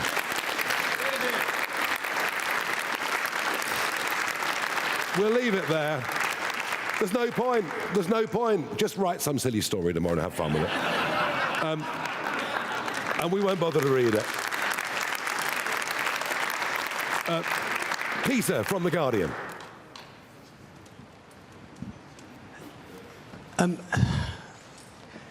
I've got a question for all five of you. I'm slightly worried about you might be feeling left out. But it's going to be a quite quick one, so yes or no answers will be fine. There's been a big measles outbreak in North London, seemingly due to the lower rates of MMR vaccination. Keir Starmer has released a statement this morning basically saying that this kind of thing shouldn't be the factor of a culture war. It's about protecting people. So would each one of you agree with Keir Starmer on that, and would each one of you urge parents to give their children the full MMR vaccine? Thank you very much. Yes, absolutely, 100%. And by the way, I've always believed in vaccines.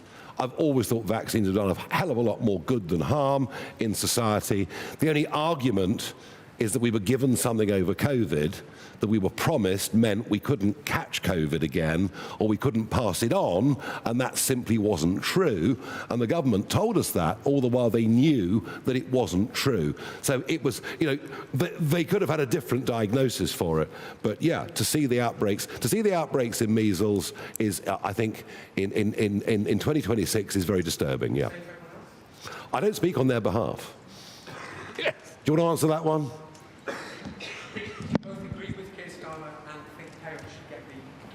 Look, I think, well, I only speak for myself, but of course, I'm a parent, 3 children, I believe in vaccines. It's incredibly important that we encourage other parents to do exactly the same. Yeah, okay. I think that'll do, don't you? I think we've done pretty well with that, thank you. Last question, Alexander from the Mirror. Mr. Farage, your candidate, Matt Goodwin, has declined to condemn the endorsement of Tommy Robinson and claims some people born in Britain aren't British. Do you oppose Robinson's support, and do you agree with Mr. Goodwin about Britishness? I just don't have anything to do with him. And we know where Tommy Robinson's loyalties lie. He's with Ben Habib, or is he with Rupert Lowe? And are they getting together, or do they hate each other? I don't know, I'm very confused. Tommy Robinson can do what he wants to do, away from us, as long as he stays within the law, which doesn't always do, and it's just none of our business, nothing to do with us, nothing to do with the campaign in Denton and Gorton, which is next Thursday, and which is going to be incredibly close. Thank you, everybody.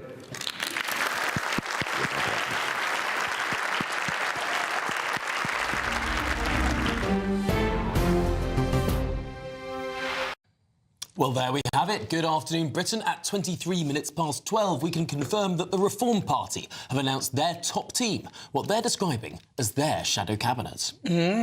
So, of course, Nigel Farage is there. We've got Robert Jenrick, who will be the Chancellor, shadow Chancellor. We've got Richard Tice, who's going to be on the business and trade. Suella Braverman, who's going to be education. Who else has he had there? Because people try to say that Nigel Farage is a one-man band. Now, I had that very conversation with Peter Edwards, and he was saying that. And I said to him on Sunday that actually he isn't a one-man band.